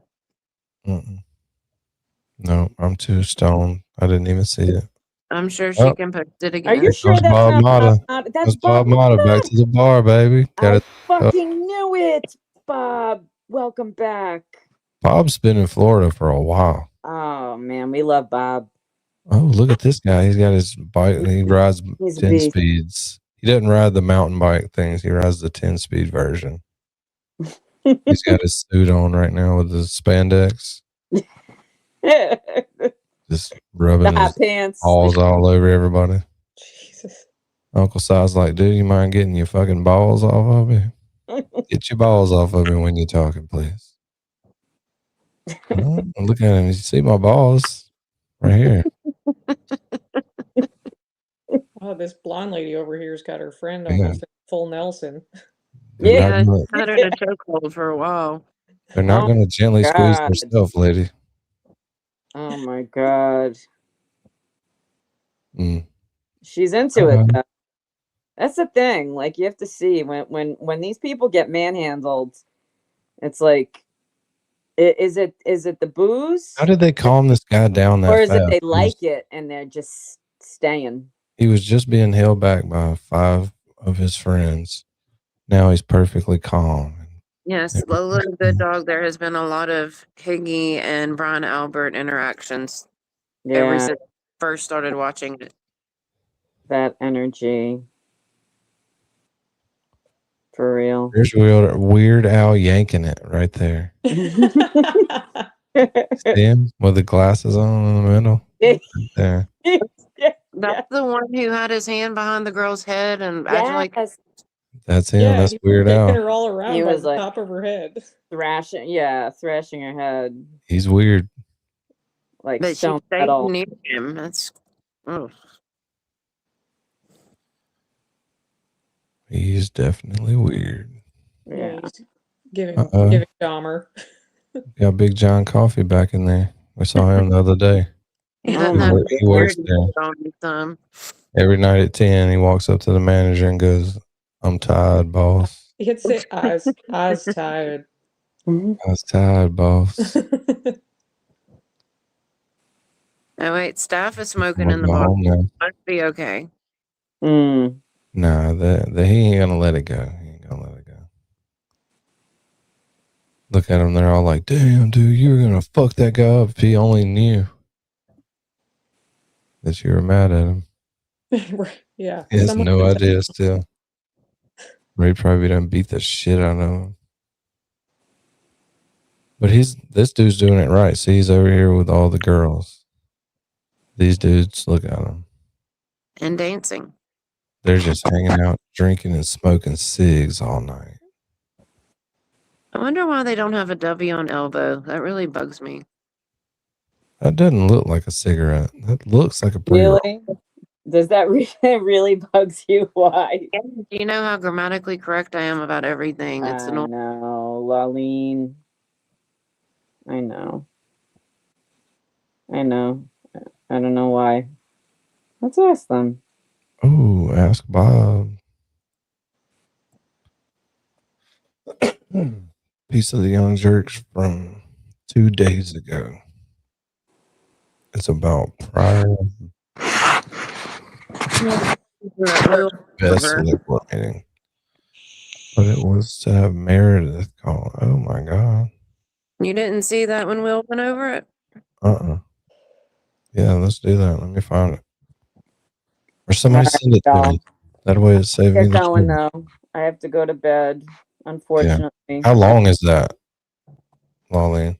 Her call wasn't that long, but he took a lot of calls from other people and stuff. I mean, the was long, but the Meredith portion wasn't that long. All right, I'll stay for that if it's just a couple minutes, but then I have to go to bed. Oh my goodness, look at this woman's hair is like platinum blonde. Yeah, it's like 80s. It's like an 80s blonde, like blondie. Yeah. Yeah. I like it though. She digs It is. It's Oh, look how she just rubbed her hand across his back like that. I could never rock I think that. love may be her business. Mine was about that color all through high school. I'd have to Really? put your portraits for y'all. Yes. It Oh was my She- God, you have to share. She is a lady of the night. That would wash But me she's out working that dude. so much. Oh, he's got a bottle of water. He just took his Viagra and took a whole bottle of water. If you touch him again, touch the Dumped in side the again. whole thing. Oh, touched him again. Touched him again. He's like, fuck it, how much? What you really need to ask is how many clients have you had this evening? And when was the last? Yeah, what time did you clock in today? Yeah. Is this the end of your shift? Or what? Is that just lie to me and tell me it's the beginning of the shift? So it was a live on the Young Jerks. Is that what you said? Yeah. Oh, MJ sent it to me too. Hold on.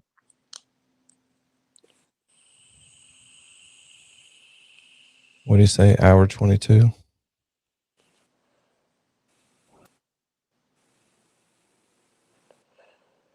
Yep. Nailed it.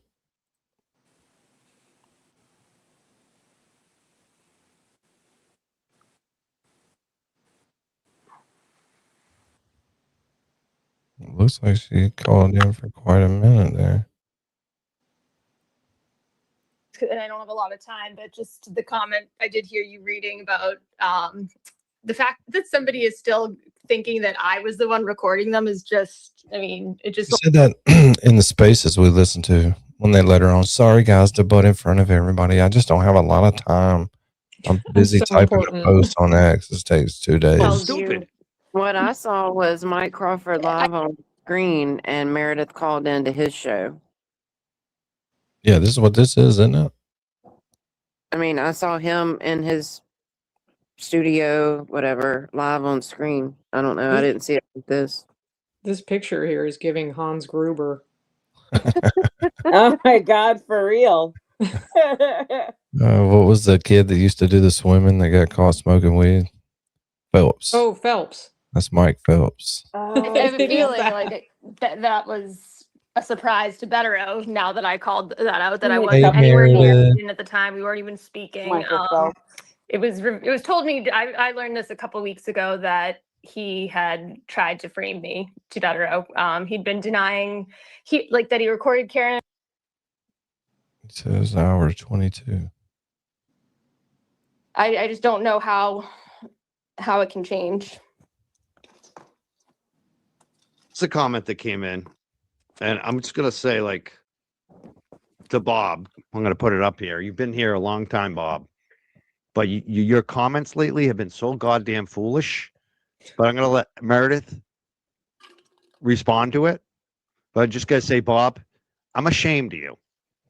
Bob says Aiden stayed quiet about Meredith until she started shit talking. Let's address that first. True story. Yeah, so he was not quiet. He was giving things to people like Jess Machado, Joe Flipperhead, and then the latest was Chelsea. He was telling his lawyer that trying to frame me for a crime he committed. I mean, the list goes on of things that have come out and I've stayed silent for months from him. So this wasn't me starting this. This was me purely defending myself after months of him going on the offense against me. So that, and then the second part. Let me just add 2 cents. Let me add 2 cents. What'd you say? I said not once did he attack her on his show, and that's what's important. And he did not release the recording. So and this is right, and this is her accounting of it, right? So This is Ask Bob throwing them hard questions out there. I thought he was going to pop it up and it was going to be like, you fucking whore, you bitch. What the fuck are you doing? It's like, Aiden stayed quiet. I'm ashamed of you. No, nothing. And he even said, guys, he said, I'm not going to make Meredith contents. I'm not, and he did that for quite some time. Yes. Well, and she's saying like, oh, he wasn't quiet. He was talking to Jess and Chelsea and whoever. And it's like, oh, his friends? He's not allowed to talk to anyone? Yeah. Like he talked to people? What the fuck? An outrage. Giving his attorneys a head up that there might be a legal situation in brewing.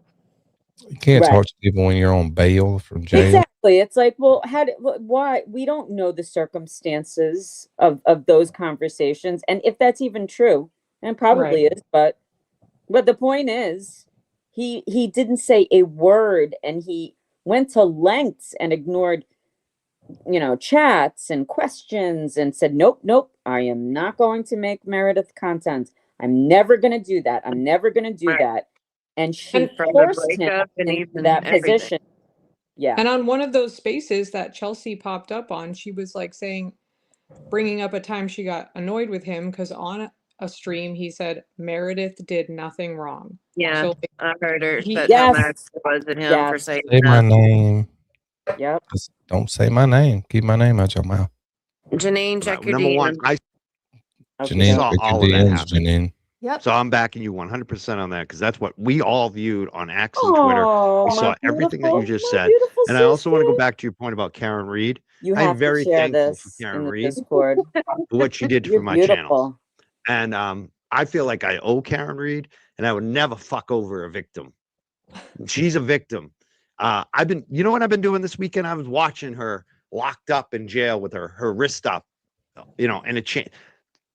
When the booking videos that LTL post. So, Mike, she's fucking free. She's not in fucking chains in a booking video.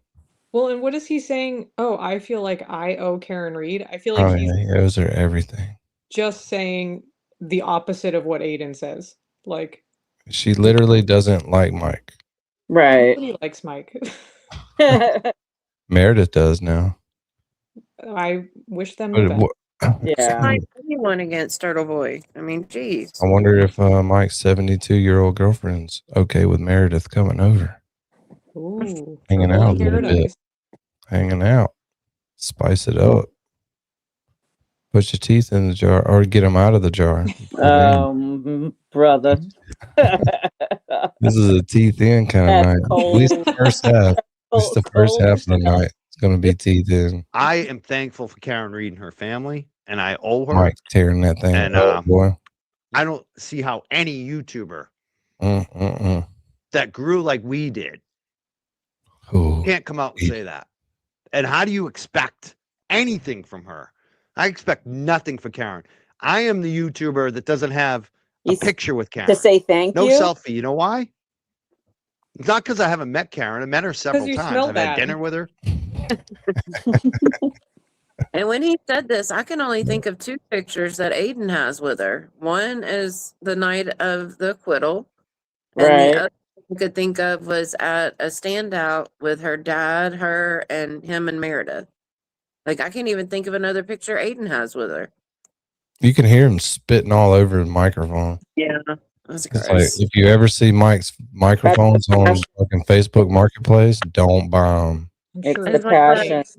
was it Connor that made the video where he zoomed in on the Oh, God. Connor. Because I didn't ask her for it. I don't ask her for anything. And the thing I love about Karen Reed, she's never asked me for anything. So that's the reality on Karen Reed. And Karen Reed is a nice lady.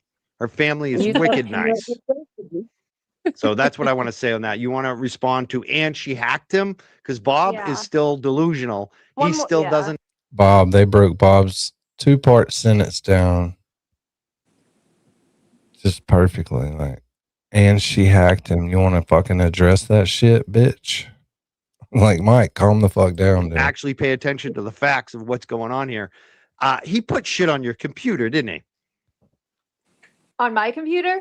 Yeah, didn't he download the extraction to your computer? Oh yeah. So that's the extraction that he claimed that before we talk about that quickly though, I want to just that was really well said, Mike. And that's just one of the things that really upset me about this whole thing, where we've gotten to the point where Aiden is openly and others calling Karen a cunt, and it's encouraged, and just with this this slow shade that's been just dropped slowly behind this. Who is this?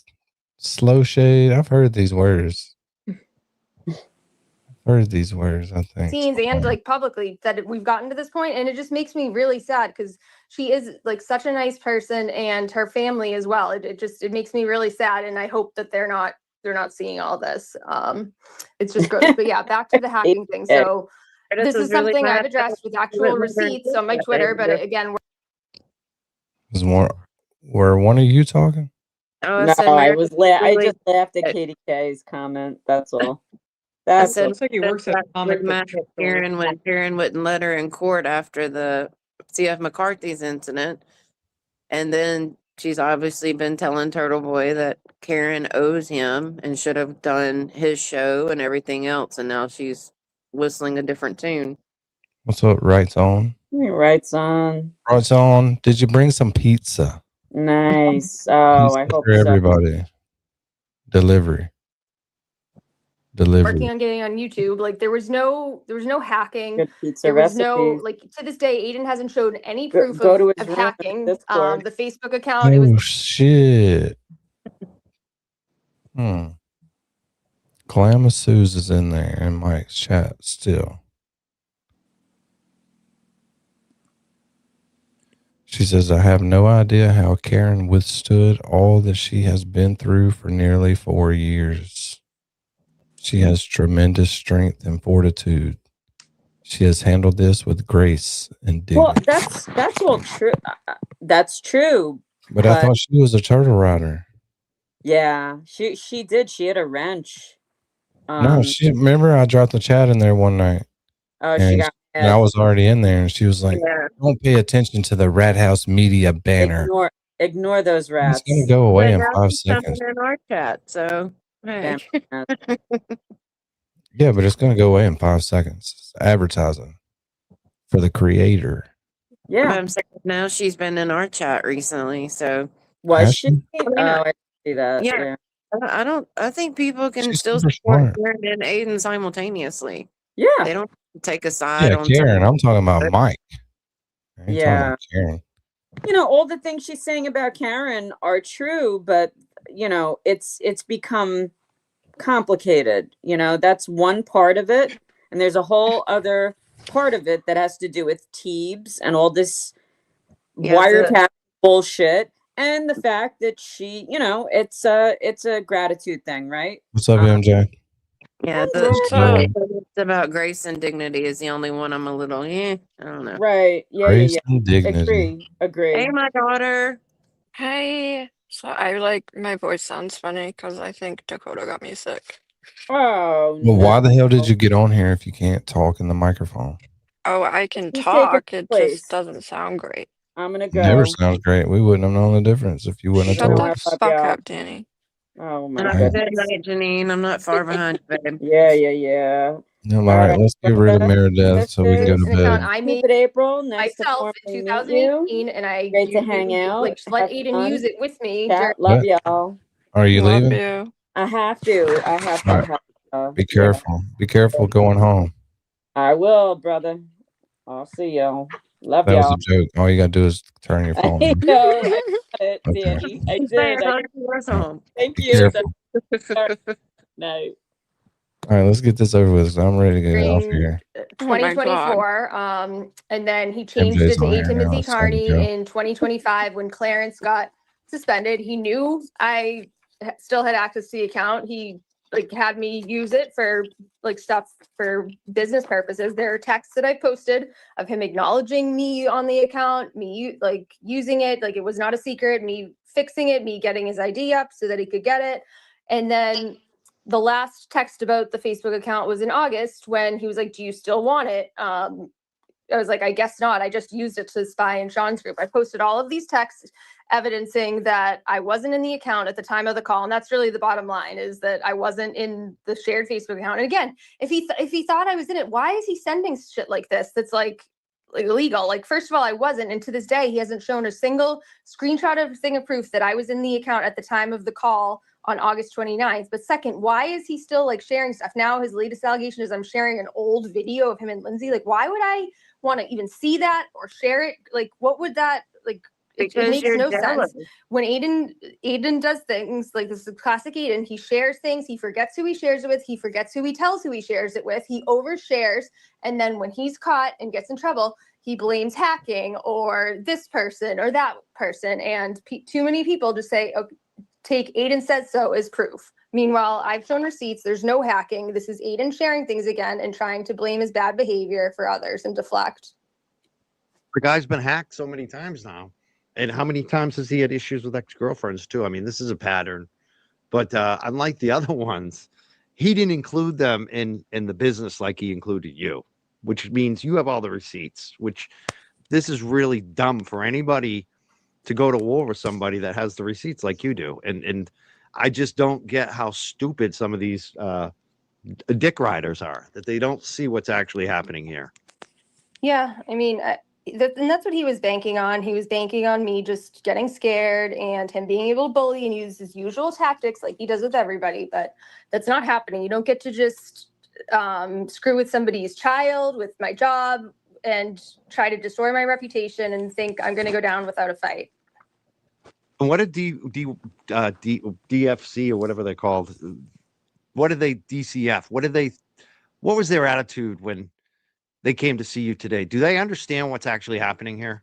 It was yesterday, and yeah, so I had explained to her over the phone what was going on. It was a similar thing that I had to do with my work, that I have an ex-boyfriend who has all these open felonies. He has a history of getting orders on him. He has a history of sending his followers. He's a platform, and they go and attack people's jobs and everything, and what he said are lies before I even heard what these anonymous allegations were. She's like, okay, I understand it. And she was familiar with who he is. And she's like, we still are required to do this visit. And she came and it was like, yeah, it was obvious. It was a waste of time. My daughter's happy. She's healthy. She's lives a very privileged, charmed life, which she could see when she walked right into our apartment and spoke with her. And unfortunately, too, because of the law, she had to also go visit my ex, my daughter's father. And so he's getting dragged into it too. And again, like this, whoever did this report, they thought this was going to be some gotcha, but it's like, we don't have any issues here. I don't have like a DCF history or anything. This is taking away resources of social workers that act for kids, so many kids who fall through the cracks and don't get help. That's all this is doing, is hurting other people at this point. And I know like some of his followers, whoever did this, DCF is a regular thing in their life, and they're one visit away from losing custody of their kids. So they thought this would be some big like, ooh, but it's really not, nothing more than a hassle to me. And it's only hurting other people who actually need DCF. So they're missing the point though. 1 or 2, what are we on? Almost 2 weeks of this since Chelsea came in and blew everything up. And yeah, this is the turmoil that he's caused in my life. God. He doesn't just get to walk away and not expect me to defend myself. So it could be a crime. So, Danny, can you pause for a second? Also, legal. This is It's wild how she says, you know, they post things all over the internet. They call people's works. They, because that's all shit she has done. Well, she started explaining it by saying the ex-boyfriend, how many felonies he has. Aiden didn't do this to her. Right. And Aiden didn't say a word till she posted that horrible tasted video of him having a panic attack. If she wouldn't have done that, no He one would would know. have just ignored her. Exactly. Exactly. And He was like, already doing that. how can you go from being so in love with someone and like she came into this knowing that Turtle Boy is like a controversial figure, right? He was in So jail when she got him. right. How do you go from being so in love with him and wanting to spend every waking second of your fucking life with him for a year and a half to having this cordial breakup? Like, it seemed like a pretty chill, smooth breakup for the most part. No, like, big ugly situation, right? And then you start this, like talking about how much you hate him and he's an awful human and blah, blah, blah. Well, he wasn't that awful human when you were with him, was he? Well, When he lost you the attention. pursued him? When she lost the attention, she wanted attention back. And when Aiden started speaking his mind about Karen, she saw that as the opportunity to get the attention she had been getting and was seeking still. And then when the stuff happened at the Wilbur and she messaged him and he didn't answer, that's when she struck. But Yeah. whoever just posted that they weren't in love, they definitely weren't in love, or she wasn't. Yeah. He was in love with her. The past several months of their relationship before it ended, she was in it for the clout and to gain evidence because she had already started recording everything back then. Yep. Don't do that if you think you have a future with someone. No. Nope. Nice. Well, that's it, people. Welcome to the end of the show. You're so annoying, Danny. Big sigh. Everybody's like, thank God. Shit was dragging on. I'm just kidding. That was pretty fun. We'll go back to bourbon just real quick. I want to see if it's picked up yet because I was about to call some people from bed. Let's check it out. We lost stupid April. Yep, she hours exited. Yeah. Uh-oh. No, there's more crowds down there. A little bit more. It should be interesting though the rest of the weekend. Look at these old people. It always amazes me when you got like 70-year-olds walking down Bourbon Street, middle of the night. Easy to walk down Bourbon between the potholes and stand in water and vomit and the smell and the people. It's not that bad now when you go. It's pretty clean. It depends on how busy it is, really. That's how clean it is. So She's back. April's back. She when are you gonna take stupid off your name? Never. Why? Because I like it. I think Oh. it's funny to me. I'm the only I one know, who but needs it to enjoy feels it. weird calling somebody stupid April. I feel like Especially when that's you something got that just stupid. you have to deal with, not me. I mean, he calls us Yes, all sir. kind of names that aren't part of our names, but he feels bad doing it to you because you use it as a name. Come on, Danny. Yeah, if you take it off, I'll be fine with saying it. It's like, stupid April, get it together. Yeah. That's it. You can't roast these people at the elbow room like everyone else can. You're too smart. Nope. I don't think there's not a lot of roastable things going on at the elbow room. Except for these It's three actually, chicks right here. I feel like it's better when it's less crowded because Yeah, you can see people better. yeah, it's a little more awkward too. So wait, red tank top. Do we have another side boob guy? Oh, is this titties? No, that's not titties. He works there. And John Lithgow has made his way to the back of the bar now. He's away from the No, stage. there's the stage right there. He always Found where hangs the out. ladies are. Yeah, he No, likes he's to in the hang out corner with of it. He's next to the bassists. guitar player. Okay, gotcha. He likes the bassists. These look like out of Pantera or Anthrax. Yeah, they do. I fostered a dog named Anthrax. Oh yeah, Weird Al yanking it, still out there pulling it off. With the same girl. I just don't see how. I know, she has like a burp cloth over her shoulder. Huh. In case she starts leaking later, she's covering up her boobs. Yeah. She's gonna burp him later. One of his fetishes. Yeah, he's definitely diped up right now. Yeah. Come over here and let mama burp you. And then take this damn No, wait, tequila he's taking shot. his burp cloth. She's like, don't fucking touch me. He's like, no, it's fine. Come here. Look at the mohawk next to Dude, him. yeah. The pawing at her is weird. Ew. Yeah. Looks like maybe Dude, she's like, stop. Right. I mean, earlier it looked like he was like forcing her head down for a blowjob. Seriously. Oh yeah, that's what he was doing. Maybe that's why she's so mad at him. That's why they call him Weird Al yanking it. Every time you turn around.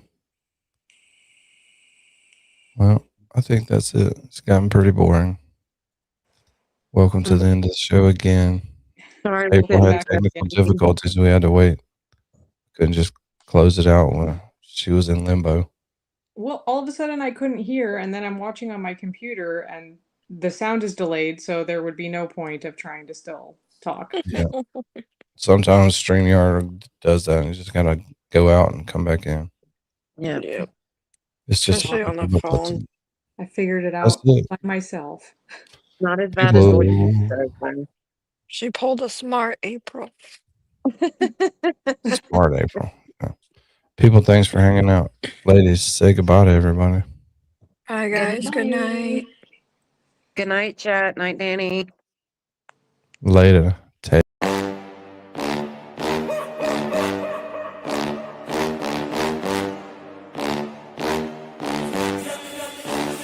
Puff, puff, pass. True crime, ChatRats. All across the world, we coming through like that. Taking all the facts, put them in a trap, cause we coming through like that. Puff, puff, pass. True crime, ChatRats. All across the world, we coming through like that.